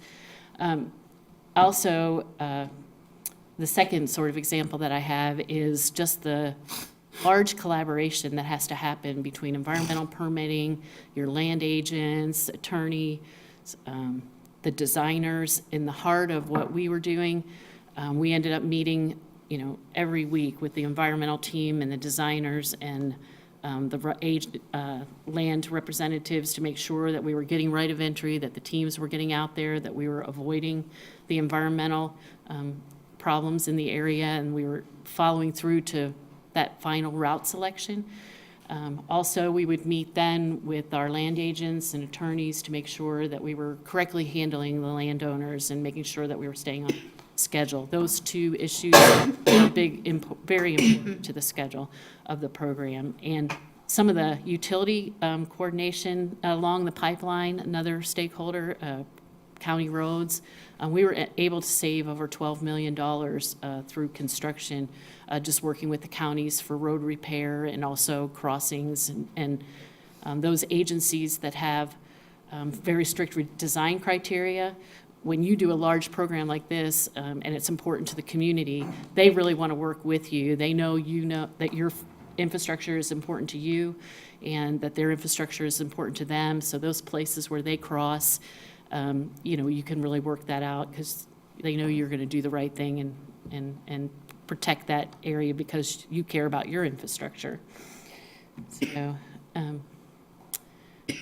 just to wrap up, from that start of defining the project, really all the way through startup, commissioning, operations, delivering that secure water supply, we want to be with you. I worked, again, with over 20 prime engineering companies on the program that I worked with, from a corrosion specialist, program management, an amazing amount of things that you find, that are beneficial as you go along. And I chose Burns and McDonnell because of the great capability that they have, the tools that they bring, and just the real emphasis that they place on client success. So I hope that you make that choice too. Thanks. Thanks, Kathy. Okay, so why Burns and McDonnell? I'm sure you've got 3 presentations tonight, and very, very good firms, very reputable firms, okay? And we're just happy to be considered amongst them. But with Burns and McDonnell, I think you'll find we have a customized program management approach with very proven tools that Mr. Atkinson he showed you some of them today, but that's going to bring a lot of value to your project. Let's face it, you got to spend your dollars wisely, and a good program management program is going to provide that extreme value. I've been in many presentations with Mark, and to really do it justice and show you those tools, he can go on for an hour on it. So, we did the best we could today, but that's really important that we do that. Secondly, Burns & McDonnell, we really approach our business from a client satisfaction approach. We want to work with you as a partner. That kind of goes back to the program management. Some firms think there's a one-size-fits-all for everything, and, it's their way, they're a big firm, and, you're going to do it our way because we have that name recognition. That's not what we do. We want to make sure that we're sitting down with you. We have a lot of workshops, and we're working together with you as a team. That's very important. So, proven experience. You heard mentioned a couple times the Gillette-Madison Pipeline Project. This is a project that so closely resembles your project. It's incredible. It's a $220 million project. It is the largest municipal project in the entire state of Wyoming's history. Okay? Very similar components. $220 million. We've got transmission lines, we have storage, we have treatment, we have pumping, you name it. Water supply issues, we've got it on that project. So it's important you have a team that's been there, done that. And finally, we want to bring you the best price while meeting all your expectations and making sure that we're doing it within a timeline that works for you. We know how important it is. Time is of the essence. We understand that. So, and lastly, I just want to thank you all once again. We're very honored to have the opportunity to come in here tonight. We hope to have the opportunity to move forward with this project. We're excited. We want to execute this project with Enid. We'd love to have the opportunity. So thanks again. With that, we'll turn it over to questions. So thank you very much. Questions? I'm kind of curious, along with your experience coming from your experience out of Gillette, Wyoming, when comparing some of the proposals we looked at, there are 2 elements that I see with you folks we have here tonight that I haven't seen directly addressed before. A combination of your emphasis on the public outreach while having a very expensive attorney sitting in the room. Perhaps one is to avoid having to use the other. With your Gillette project, I assume when we pick a route, when we ultimately pick a route, we're not picking the route because of the friendliness of the property owners. We're picking it because it's going to save us a boatload of money to be more direct or to interact with some other resource. What's been your experience convincing some of these property owners to be more or less cooperative? And obviously, we can cross that adverse possession road if we get to, and I'm sure Gable Gottwalls has done lots of that. But in terms of talking to people in that public outreach, can you speak just a little bit about maybe some of the experience you had in Gillette convincing people to help us? Absolutely. I mean, easement acquisition obviously is huge. It only takes one landowner to really hold up a project. And I'm going to let Debbie speak a little bit to that because we think it's important. That really becomes a local issue when you're talking about easements. From Gillette all day long, we talk about we had roughly the same amount of parcel owners that we had here, and there was a way that we went about that. And there actually was a city attorney that was involved in that somewhat. And we had a procedure in really early communication with them. I'm sure we're going to talk about this, but holding public meetings is critical, okay? And I know you're absolutely right about it is the cost of the project, but you do have to take into consideration public concerns as well. Mike showed you earlier our peer comparison analysis.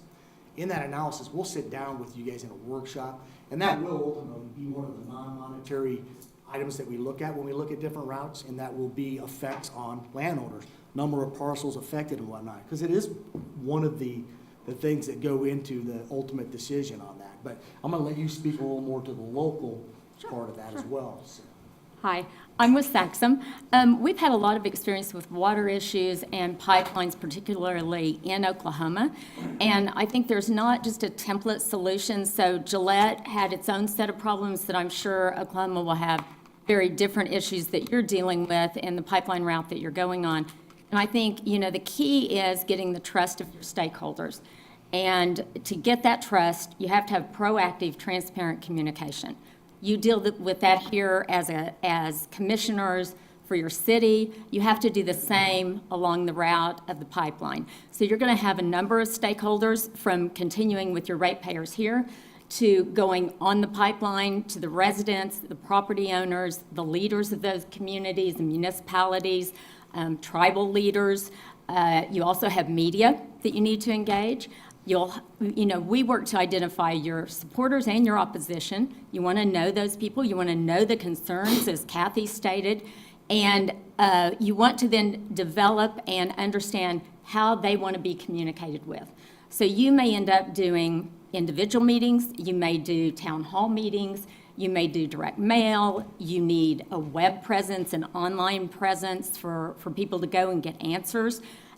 All of this would be decided upon based on who your stakeholders are and how they want to be communicated with. So that's what we try to do, is bring that knowledge, do that research, know who your stakeholders are.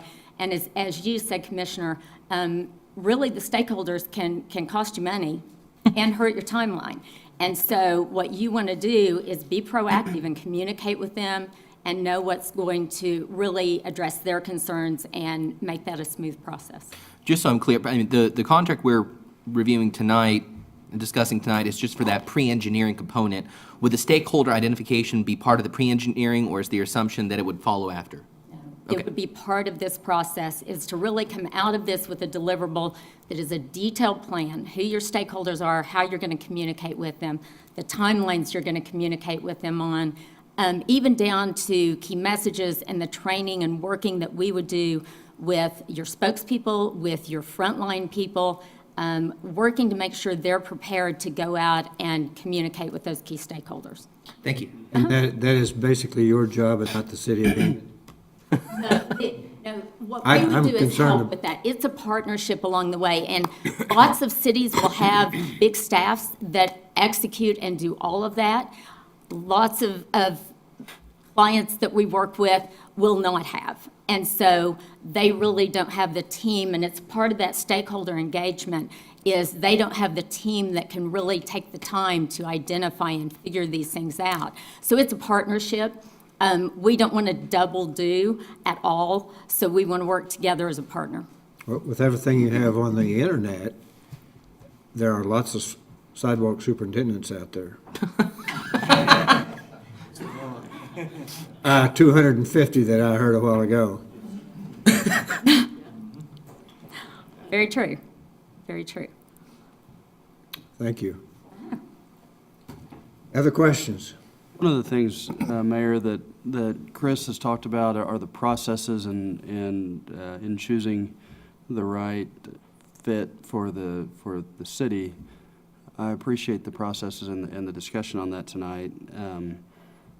Sounds like you guys have really strong processes, and I think that could be a big benefit. One of the questions, or I guess the only question that I have is, explain to us, you said you have 5,000 employees, so this is a pretty good-sized company. Is this project one that is a large enough fish to be in your pond, so to speak? Absolutely. Absolutely. This is right in our wheelhouse. That's what I said earlier. What's so exciting to this team about this project is how it mimics Gillette. Exactly. It is right in the wheelhouse of the type of project that we like to execute. And that's a very good point. There are other firms out there that they wouldn't, of this scale of project. But this scale for Burns & McDonnell, we're not considered a mega engineering firm. We're, to mention a name, we're not a CH2M Hill, we're not an AECOM. And so this is exactly the type of project that really fits our business model. So this is perfect. Do you feel the team that you have assembled would be in place at the end of the project as well? Absolutely. This team's ready to go to work tomorrow, and they're ready to take this project all the way to the end. My only concern about your proprietary software package is if we use you for a year and decide we don't like you. Some of the other firms we've looked at use a more common software package. What's the ability, if we replace you with someone else in 12 months, for them to step into the shoes and assume all the data information that you have to take over? I mean, I'd like to hedge my bets to that. Can you give me some comfort that that's not going to require a huge amount of replicating time? Mark answer that, but we've had that question come up just in a little different twist. What happens at the end of the project? Sure. Okay, when we turn this all over to you. So either way, it's kind of the same answer. To answer that question, there's multiple solutions if that happens. One is we can continue to maintain the tool for you at a very minimal cost and host it. And when I say minimal, it averages about $20,000 a year to maintain all of that.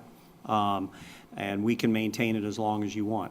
We won't give it to our competitors, but we'll maintain it for you and let you use it. The other is we can take all this data and transfer the data to if you were to select somebody else to move forward, and they can use all the data that we use, because we use Google Earth and ArcGIS 3, and those are very common tools that everybody uses, and that data we would just pass on. So nothing gets lost in the... Exactly. Okay. Shuffle? Yeah. Thank you. Good question, Ben. Anyone else?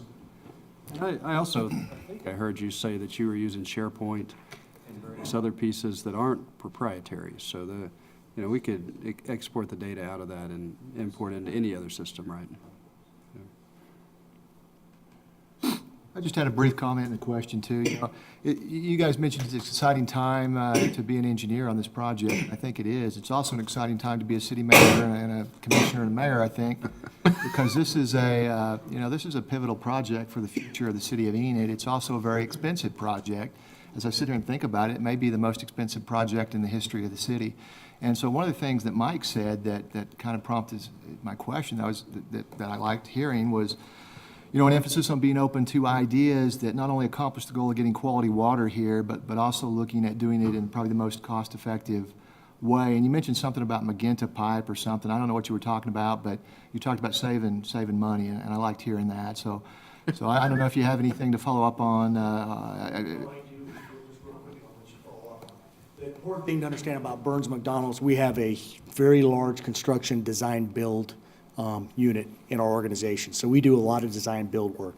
So with that comes a lot of folks that have a great construction background. Mike is an engineer, but you heard Mike talk about how he loves construction, okay? When you have an engineer that has that, an engineering firm that has that kind of background, you know, we understand a lot that what goes into construction, and so we can therefore identify cost saving, you know, throughout your project. So one of the things we were asked a couple weeks ago is our ability to adjust. You know, we know things come up. You know, you talked about public opinion and whatnot. Funding's critical, you know, it's very important, and you're spending those dollars very wisely. And so a firm like ours, with that component, that construction design build, it's easy for us to adjust to changes in your funding. It happens. We understand that. And we see ourselves as a very flexible firm as well. We know that, it's like I said earlier, we need to partner with you, and we need to work with you towards any solutions that you need. You know, that's really our goal. I assume you know how many pipelines you're going to have to cross coming 70 miles. I'm sure you've studied that. There are lots of pipelines between here and Ponca City. Buried. Sure. You know, I was just going to add real quickly to that, you know, the awareness of the cost impact and what it means to the city. That's something, for example, we're working right down the road, City of Clinton. Considerably different scale project, but still a huge impact to that community. You know, number one, they need water. And so they're looking for new water supply to build new treatment, transmission, all of those things at once. So every day I think about, you know, how we're going to get this done under their budget, or we're going to save money, we're going to come in under budget. But never lose sight of that priority that they need to secure their water and make those two match. That's one thing I've loved about Burns and Mac while I've been here, is that when I take on a project, they support me in putting the energy into that project and staying with that project and making sure we get successful. As I said earlier, that's what I love about this, is seeing that project through and coming up with success. And that means budget concerns, coming in with the highest value project and meeting the expectations of the community. So we wouldn't do it any other way but stay with it and try to meet those objectives. Dan, we thank you, and we thank your team for being here. Very good presentation. Thank you very much. We really appreciate all of your time. Thank you very much. Okay. Thank you. I see you. Everybody need a break? Yeah. Let's take about 10 minutes.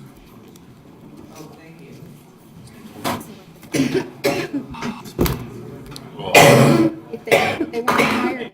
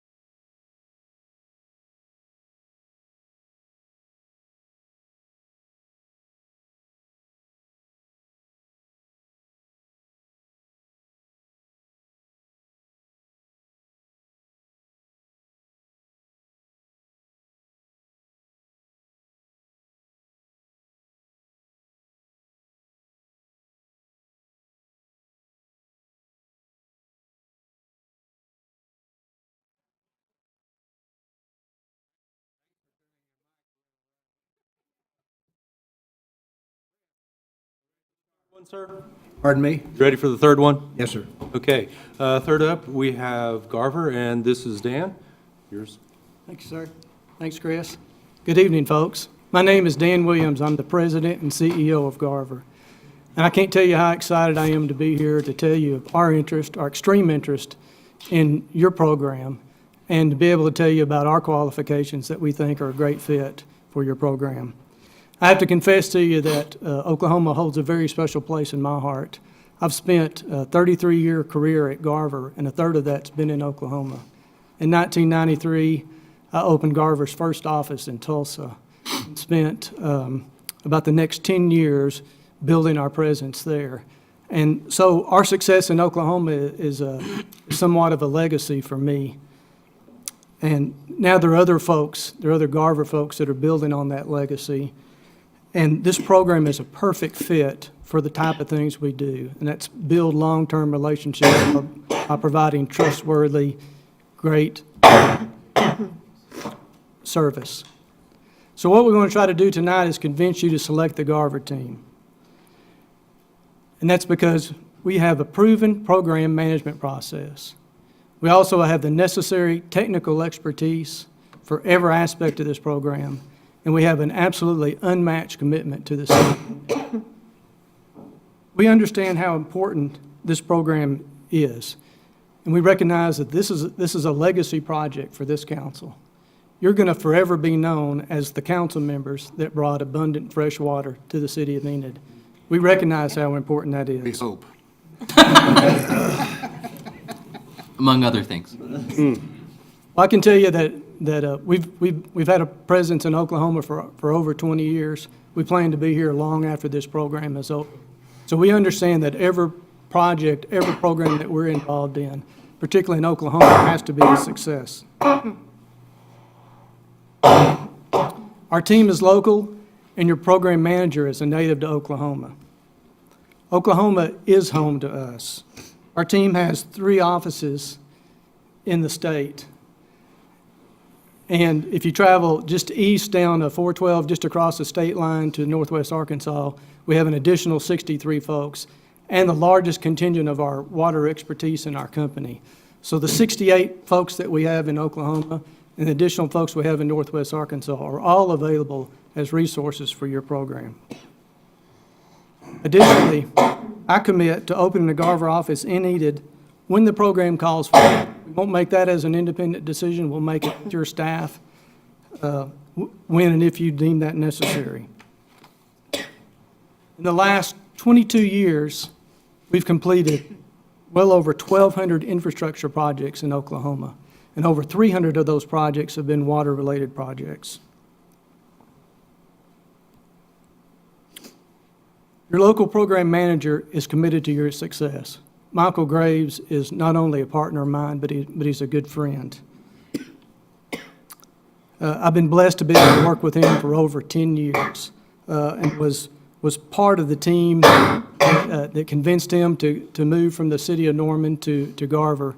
His expertise doesn't just include his years at Garver, but goes all the way back to his time at Norman when he was a plant operator and then later a project manager on projects very similar to the program that we're talking about here at Enid. He's got a very unique capability that I hope you'll see here in a few minutes to communicate complex ideas, whether it be with other consulting engineers, working with your staff, presenting to the council, or even interacting with the citizens of Enid. And because I know him so well, I can tell you that he's the perfect fit to lead this program. He is our A-team, and the folks we put around him is our A-team. And it wouldn't have mattered if this program was in Texas or Kansas or anywhere within Garver's footprint. He would be the guy that I would pick to lead this program for you guys. You just have the advantage that Enid is right here in his backyard. Makes it nice for him too. And I'll commit to making sure that nothing distracts Michael from being able to devote his time to this program. He'll be here from the beginning of the program to its successful completion. And I'd like to turn it over to him to let him tell you more about what we'll do. Thank you, Dan. I certainly have a passion for Oklahoma. and I really have a passion for Oklahoma water. I had an opportunity to serve on the Infrastructure Planning Committee when the Oklahoma State Water Plan was being produced. And one of the goals of that committee was to find cost-effective and meaningful ways to move water from eastern Oklahoma to western Oklahoma. So I'm really excited that this project may be one of the first ones that accomplishes that goal. In addition to that, I feel like I have a heightened sense of accountability to perform well for you guys on this project. I mean, this is in my backyard. I can't escape the issues that will come up on this job, and I look forward to the project. You know, it's going to change, have an impact on my career in a positive way, and it's going to have an impact on Garver's future in the state of Oklahoma. I have here on the slide a lot of team members that I've assembled from within Garver as well as other subconsultants. I know you guys can't see that. However, it is contained within the proposal if you would like to look at detailed resumes. There's about 48 staff that I've assembled. I promise you, with our CEO's endorsement, I've been able to get the cream of the crop within our firm and ensure commitments for the project throughout its life. We have water rights attorneys assigned to this project. We have our in-house PR staff that will be very critical in meeting with affected stakeholders out in front of issues to help manage those public relation issues before they occur. I also have some key personnel that are with me here this evening that I'd like to introduce. You've already had an opportunity to meet our CEO and President, Dan Williams. I'd also like to, and Dan's role on the project is truly a real role. He will be providing program commitment, whether that be resources, additional personnel, and as he mentioned, if necessary, a local office in Enid. Also very glad that Steve Jones is able to join our program. Steve is a principal with Garver, is a senior vice president, and will serve as our technology expert with regards to the water treatment component. We are teamed with Freese & Nichols on the project. Freese also has an Oklahoma City Metro office. Brian Colthorpe will serve as a deputy program manager responsible for the pipeline program. Brian brings a wealth of experience with hundreds of miles of large diameter pipeline all across the region. Also with me tonight is Scott Forbes. Scott has a tremendous amount of program management experience, including serving as a deputy program manager on a multitude of water projects. In fact, a little bit of history here, Brian and Scott have had the opportunity to serve on the same team in previous projects that they have pursued together, executing large-scale water conveyance projects. And finally, Shane Smith was able to join us tonight. We did not get his picture in the slide. We weren't sure he was going to be able to make it tonight, but he is another key team member housed in our Norman office and will also serve as a deputy program manager. Let's move on to some of our experience. We have the experience and expertise for a successful program delivery. We've delivered over 1,000 miles of pipeline projects, large diameter projects.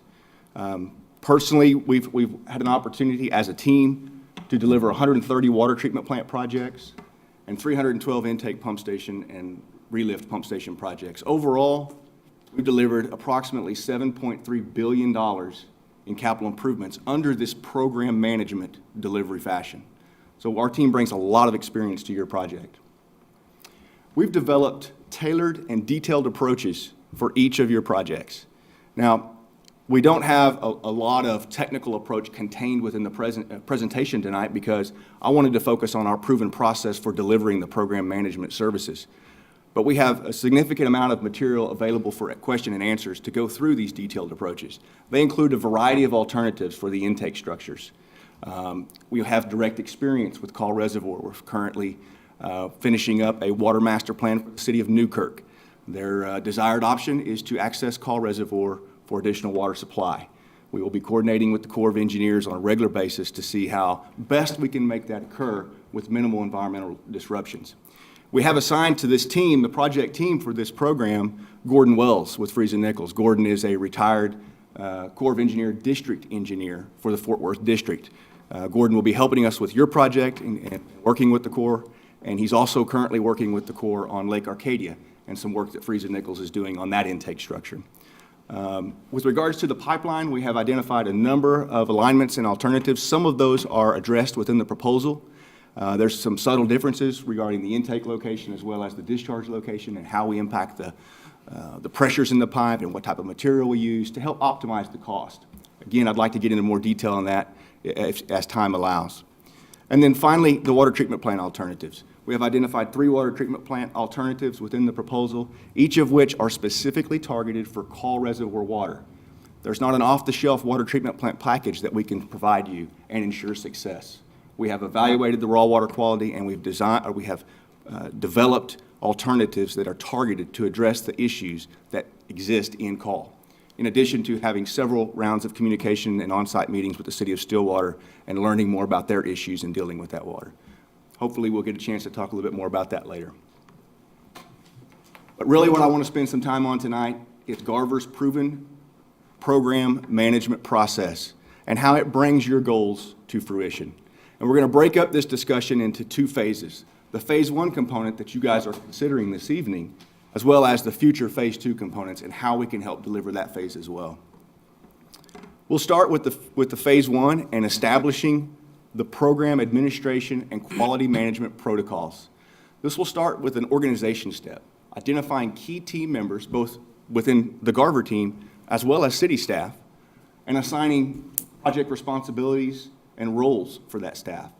The goal is to create a collaborative working team environment, but with one system responsibility, one point of accountability, that being me and the Garver team. The next step of the process will be to develop a planning document. Now, this planning document will pull from some of our historical best management practices for delivering programs similar to yours. We will use those best practices to guide us through the preliminary engineering, the environmental permitting, the stakeholder input and participation, as well as funding assistance. You know, funding assistance can be a great benefit for this project. There's a significant amount of capital dollars that this council is considering committing to. We have experience in identifying a variety of funding sources. We have grants administrators in our Norman office that routinely work with communities in their grant application process and develop business case studies to support the awardance of those grants. So we're very astute at that. The next major component will be development of design standards. There will be multiple design engineers in Phase 2. It's critical that they all be following the same design standards so that your project looks like one engineer completed that job at the end. The next phase will be oversight procedures to ensure that those design standards are followed. We'll have corrective action plans in place once we see a variance from those design standards to make sure the design consultants are following the identified plans. And then the final step will be the inclusion of a quality control plan. Now, this will be a customized QA/QC plan for this program. I promise you this is not an off-the-shelf document that you change the city's name on and you call it a QA/QC manual. This will be tailored for your program. We will have senior engineering officials identified in the plan that work for Garver and Friesen Nichols, and their job will be to identify fatal flaws in the preliminary design, as well as value engineer the project to determine if we can find cost savings before we actually go into Phase 2. All of these items will ultimately roll up into a program strategy manual. There are more specific documents contained within this program strategy manual that are important, but I'm not going to go through every one of them in detail. There are items like procurement procedures, policies, information technology usage, communication protocols, safety and quality, construction management activities, all contained within one, I like to call it the living document that we use to guide the program. It's an alternate surface water supply program strategy manual specifically tailored for the city of Enid. I do want to spend one more little bit of time talking about that manual, and the key element of that strategy manual that we feel like is to define the anticipated risk and identify measures to control those risks. Guys, there are a number of moving parts on this project. You've got the water treatment plant, which is highly technical. You've got the maybe one of the largest hurdles we have to overcome, which is the environmental permitting. We've got an intake structure. We've got the pipeline. The water rights issue, it's my understanding that the city has already been granted the water rights from the Water Resources Board. We're moving on now to the storage rights component. And then, of course, right-of-way, land acquisition, easement acquisition, working with the tribes, you know, the Osage, the Pawnee, the Otay Missouri. I mean, there's a lot of different tribes that could come into play on this project, including the call. We think it's critical that we identify those risks and how they can impact the project early on in Phase 1. Because if you look forward at our schedule, you'll see that we develop project schedules for each of the Phase 2 projects. And if there's a successor project, for instance, Project 4, that is impacted by a known risk, we can make adjustments and mitigate that risk before we start Project 5. Because if we don't, it impacts the progress of that successor Project 5, and there's a domino effect in your program. And that domino effect not only has a detrimental impact on you delivering water within your anticipated timeline, but it also has a major impact, or can have a major impact, on the budget of your job. And that's not acceptable. Our program controls and reporting will assist in the successful delivery of your project. We have some very sophisticated controls and reporting software that I'm going to just briefly touch on tonight. I don't want this to be about a software project. This is a program management project. But one of the things I want to make sure you understand is that we have to keep scope, schedule, cost within the bubble. We can't let those escape the bubble. And we do that by managing risk. We do that by monitoring the progress of the design professionals and the construction effort. We do that by creating early warning flags within these systems and report those variances and take documented corrective action to get that scope, schedule, and budget back in the bubble. All that is rolled up and an updated project plan is then produced. Our non-proprietary software is user-friendly, and the permissions are customized to fit your needs. We operate two different platforms within Garver. One of them is an e-builder platform, and I've got a screenshot from a $2 billion program. That's a 10-year program that we're currently managing. And then I've got another screenshot of a smaller project, a $50 million program that we're managing. There's, your project fits somewhere in the middle. What we'd like to do is sit down with your staff and perhaps members of the council and identify which software works best for you, what levels of permission you would like for yourself, for your staff, for your general public to access with regards to getting information on this job. In addition to that, we intend to deliver you on a quarterly basis a very robust scenario analysis of schedule, budget, and scope. After we finish meeting with you tonight, we're going to leave you some quarterly reports that we are producing for the $2 billion program I just mentioned with the software to kind of get your hands on it and get a feel for what type of reporting you would be exposed to on this project. One of the things I want to draw your attention to that you'll see in those reports, and I don't want to spend a lot of time on this. I know this is not a technical meeting, and so engineers just can't help but throw a graph up there at least once. If you'll see the red line that reflects December 2014, that's when this report was produced. The green hill within the graph, the curve that's under that's green, represents the engineering cost that has been spent to date. The green line up at the top, without the green underneath it, is the anticipated engineering cost for that program that was planned. Similar scenario for the right-of-way, which is reflected in brown, and the construction cost, which is reflected in orange. This kind of information is going to be very beneficial to all of you. It's going to be extremely beneficial to your finance director, because this helps you determine cash flow scenarios and when bonds need to close and so forth, so that you've got the revenue in place to keep this program moving. Without that financial backing, that could be a risk. And it will be a risk that we identify in the strategy manual, is to ensure that you can cash flow the program to get it completed on time. Now let's switch to Phase 2. During Phase 2, we will serve as an extension of your staff for consultant management and design oversight. Now this is really where we get to be an extension, staff augmentation of your program. We can be as involved as you would like. We can develop the RFQs for the design consultants. We can just review the RFQs, or we can not be involved in the selection process at all for the design consultants. Typically, we are, but if the City of Enid chooses that that's not the way they want to go, to just be an unbiased third party, we're certainly happy to serve in that role as well. But it's key to also understand that the design contracts can go either way either. Typically, the design contracts are with the owner, the City of Enid, but we can serve as an intermediary there as well. But really, the real benefit in this stage is that we're serving as a capital projects engineer for the City of Enid.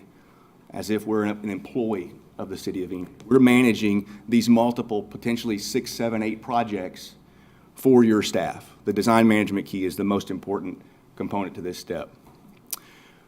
Our team will provide you with complete right-of-way and easement acquisition services. Whether it's appraisal review, potentially difficult negotiations with property owners, perhaps even condemnation action. We have that experience. We have that experience on our team to support the Garver F&I team, and we have demonstrated that on a number of similar projects, most recently a project I have reflected here with the North Texas Municipal Water District in Northeast Texas, a 40-mile pipeline, 90 inches in diameter, approximately 300 parcels were impacted.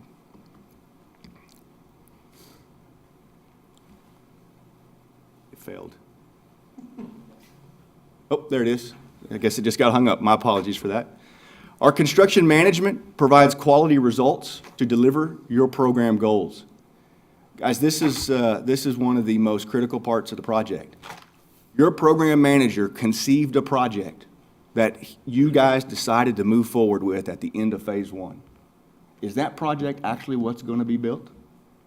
Well, if you keep that program manager in place to ensure that concept is followed through, you will. Now, there may be subtle changes along the way for good reason, but to ensure what was conceived is built is critical. You do that by oversight of the contractor's operations, resolution of the field issues, and maybe very important for this project, management and control of peripheral activities to the best that we can. You're going to be disrupting a lot of property on this job. You may be disrupting business owners on this project, and certainly traffic and so forth. We want to make sure and get out ahead of that with our stakeholder group and our public relations folks to ensure that they're well aware of what's happening, and so that we're not going to be able to appease everybody all the time, but usually folks know, if they know it's coming, it's a little bit easier to deal with. It doesn't stop with construction. Now it's time for the rubber to meet the road. Our staff will support the startup and commissioning of your new water supply. We have dedicated personnel that will conduct classroom and field training exercises to ensure that your staff understand the design intent of this project so that it's operated according to that design intent. We will customize standard operating procedures and O&M manuals so that when there's staff turnover within the city of Enid, that project history and that design and operations intent stays with you. We will also perform post-construction performance monitoring. It may work great on day 1, maybe day 30, but you guys know as well as I do, there's going to be hiccups that occur. Whether it be a high demand scenario, a low demand scenario, we want to stay with the project. Remember, I can't run and hide from this job.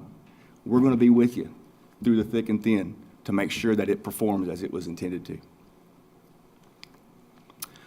And finally, the final step of our program delivery is program closeout.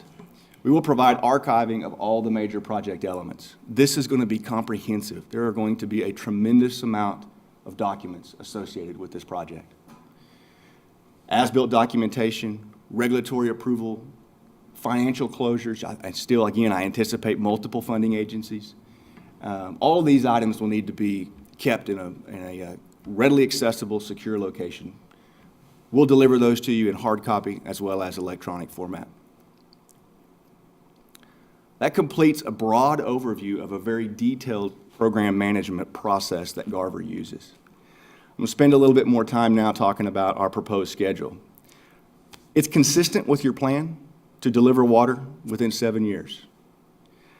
I identified several key administrative and control procedures that will take place once the project begins, and those are reflected within the program kickoff and program startup items there. But really, I want to draw your attention to how quickly we start up the conceptual design phase. We know a lot about this project. We've done a lot of work in development of our alternatives, and would be glad to share that with you in the Q&A component. We think we've got a jump start on it, and so we feel like we can start the conceptual design phase very quickly. We also want to engage the permitting authorities sooner than later. We won't have a lot of information yet to share with them, but that's no reason not to start feeling them out for what issues we might have to mitigate on this project. And so you can see the permitting process begins very soon. About a third of the way through the conceptual design, we'll start putting together individual project schedules. I talked a while ago about the domino effect. If one project gets hung up, how it impacts another. We want to get a jump start on that. It's all risk management, identifying those risks and making sure those dominoes fall in your favor. Phase 2 of the project, there'll be a little bit of continuation of the permitting services, some permit closeouts and so forth. This is where the extension of Enid staff really starts to show up as we start to manage those design consultants in their work in producing those 6, 7, 8 projects. This also includes the construction phase as well as the program closeout phase. Now, we have absolutely no issues in delivering this project in 7 years. In fact, just recently, our team completed a program that was about $300 million and delivered it in 30 months. Now, that was a little bit extreme, but that water was precious and they needed it quickly. So we can certainly ramp up. We have the capacity and the resources, and I have a commitment from our CEO to access those resources when they're needed, if you guys want to ramp up. I can assure you there is not another program, large-scale program, water program, that is in the way of my team. We're not going to be distracted by another program. Selecting the Garver team brings value to the city of Enid. I think there's a lot of, and I won't go into depth on all of these in the interest of time, but I think there's a lot of key points that discriminate us from our national competitors. I think our location is important. I can be here in less than 2 hours by car. We fly out of Norman Westheimer Airport on a frequent basis. A lot of pilots in our office as we do a lot of aviation work. And I've got a free ticket to Enid by flight anytime I want it. And I can be here from my office to your office in 45 minutes.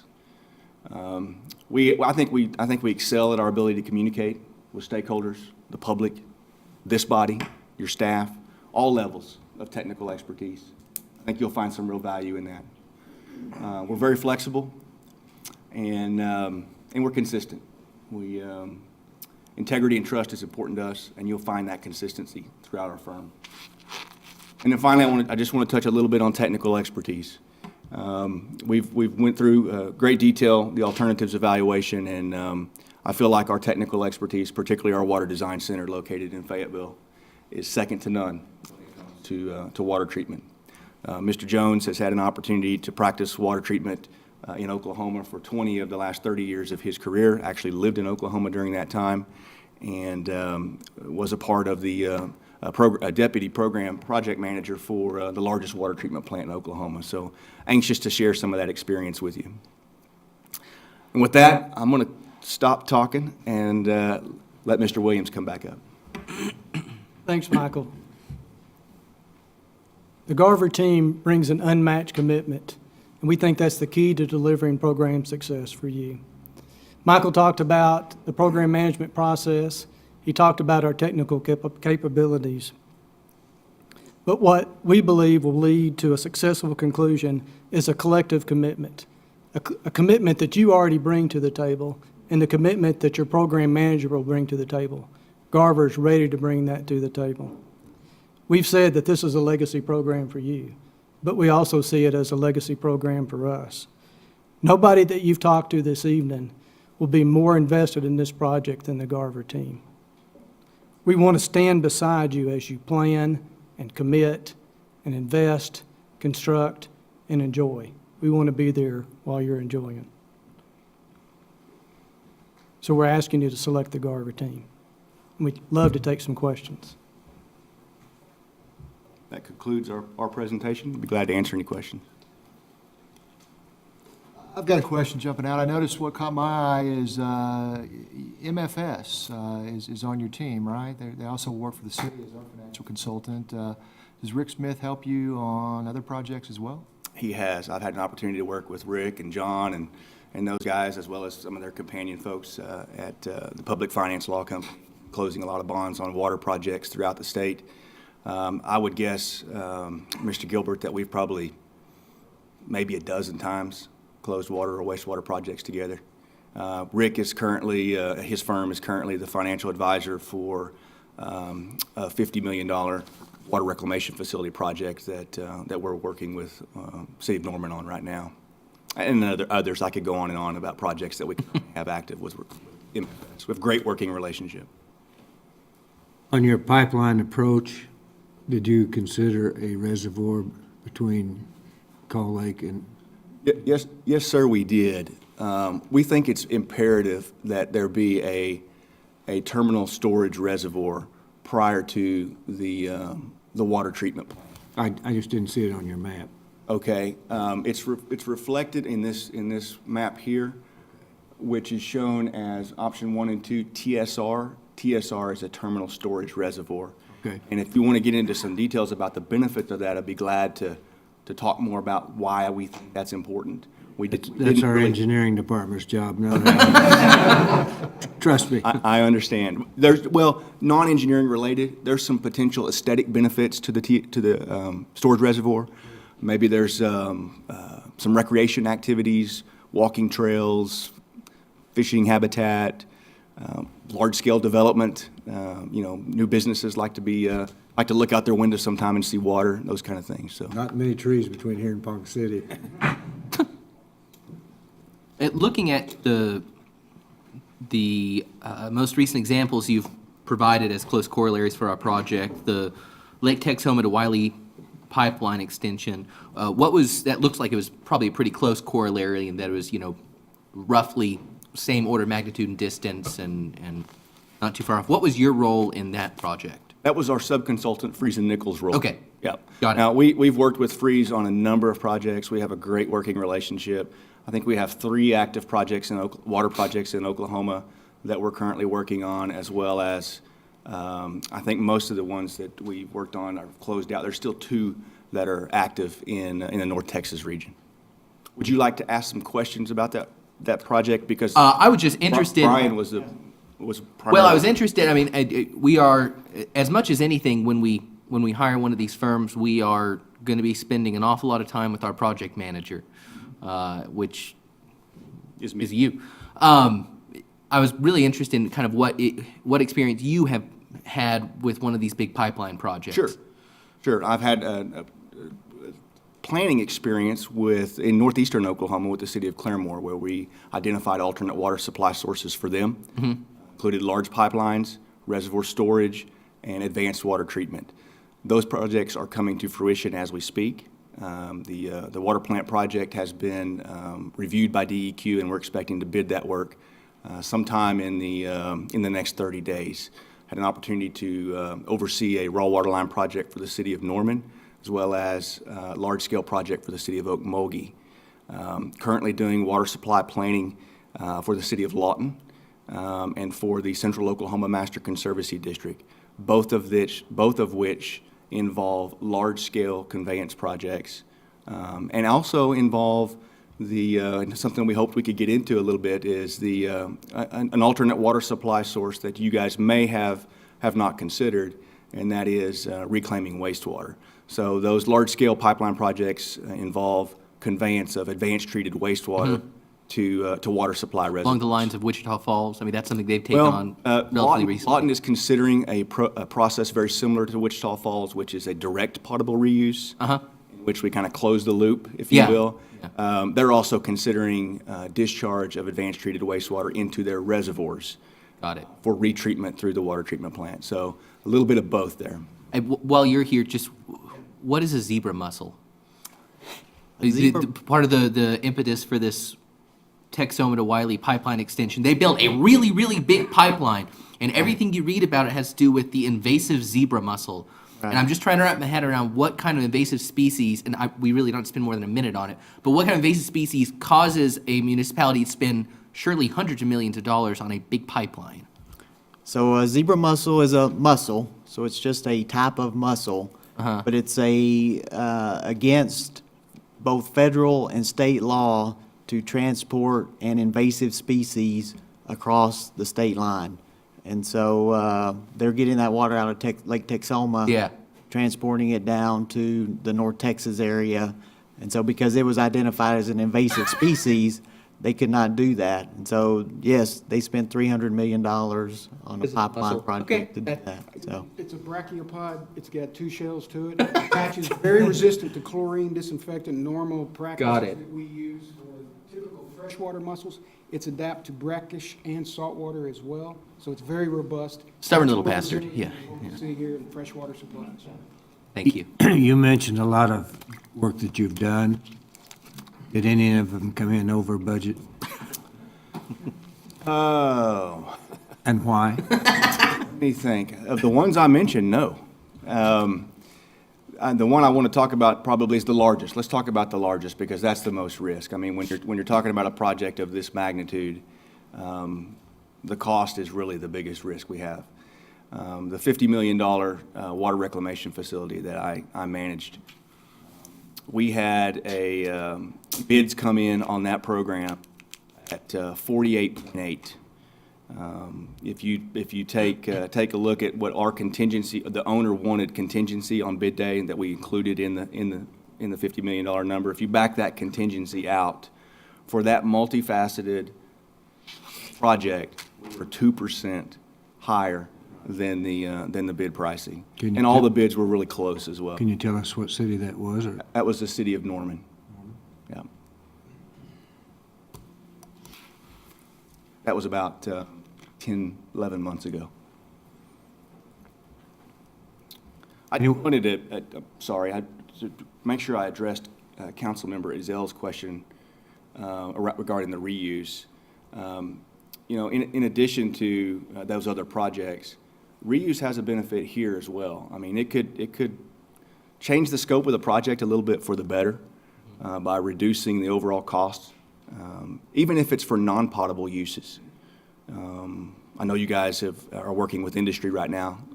We're going to get a lot smarter in the future. Yeah. That- But there's other irrigation, non-potable uses that should be evaluated as well. For that matter, the terminal storage reservoir reduces the cost of the project. Sure. Helps us dampen those flows, helps us deal with water quality issues that may be occurring during flood conditions on call, those kind of things. Downsize the pipe. Helps downsize the pipe. Yep. Any other questions? We appreciate your time. Thank you, Mayor. We're glad to be here. You guys have a difficult decision ahead of you, and I wish you the best of luck on your project. I'll be watching it regardless. Thank you. Thank you. Thanks for being here. Okay, that's the last of the presentations. Gerald, I'll hand it back to you. Yeah, I think, Commissioners, we wanted to make sure that you got the information from the 3 presentations. I think you've gotten that now. We're not asking you to make a decision tonight unless you feel like you do that. We plan to come back on the 7th. It might be prudent to consider the information that you have. Come back at that time, and we would like you to direct us to enter into negotiations with one of these firms. Yeah, I'd be happy to let this marinate for a week. I don't have any problem with that. Anybody else have a different opinion? I do, Mayor. If we don't mind. Thank you. Asking in confidence, just, we'll let these gentlemen step out for a Sure. minute.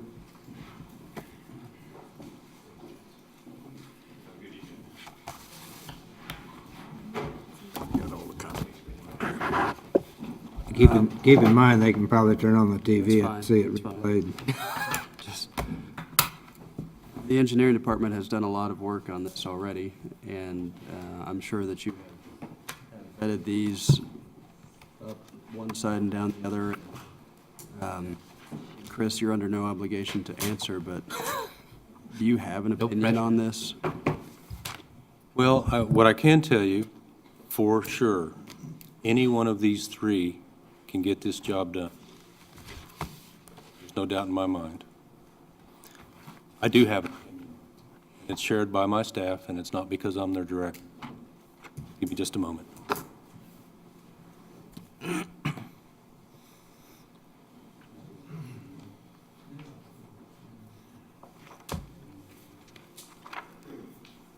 Chris, I think you told us that information at the study session. Yes, I did. I just wanted to check with my staff. And the process you went through. You explained that. Yes. All right. We believe Garver is the best choice for us. Can you tell us why? They clearly understand their processes have controls. When you do something like this, it's having a process that you can work within. Anytime you do a program, things are going to go south on you. And the deal with the important part of processes is being able to know it, track it, and stop it before it gets far enough to cause you problems. I'm of the opinion, and is my staff, that Garver will be here with us. They'll be here anytime we want. And if we do this right, nobody will remember me.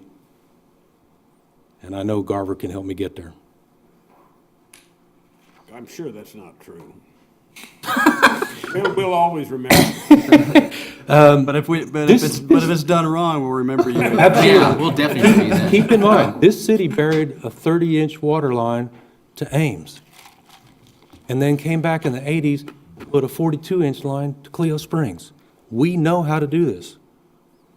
We've done this before. Times have caught up to us, and this is an order of magnitude more expensive, and the environmental issues are significantly more troublesome and problematic. And we've got somebody here in the state that I can talk to every day that when we need to talk to you, good news, bad news, they're going to be here. I gathered an impression, I don't know whether it is correct or not, but I gathered an impression that Garver was perhaps the youngest, the hungriest of the three. They were the most, or at least the project manager that we were seeing is, I mean, as the young, aggressive guy in the room, I'm saying that's a good thing, but they were that, the project manager we saw from the other two were older, more experienced. Perhaps that's good or bad, but the gentleman we spoke with at Garver, he's energetic. Is that a correct impression based on the folks you've? That is the impression that I have. I have experience with Garver as a company. When I first got here, about a month and a half after I signed on, Raleigh went on vacation for 5.5 weeks. I took over the water tower projects for 5.5 weeks. And because Garver had processes that I recognized and I could utilize, and they were doing their part, those projects didn't hiccup at all. And it seems like this project is a big enough project for them that they're going to allocate the additional resources if needed. Assume. That was my impression. When I went to Norman to visit with these guys, the CEO did a telecommunication with me. And we spent about 5 to 10 minutes talking about it. And he kept going back to, we're committed to this. Say that again, Chris. Garver is committed to this program. And this is from the guy who owns well, he doesn't own the company, but runs it. I thought I heard the same thing from the other two. Which means they're all pretty good.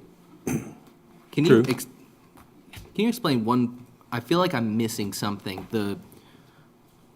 All three proposals we've seen, and I think everyone we've heard from, all six to start out with, have processes. I mean, everybody has their processes.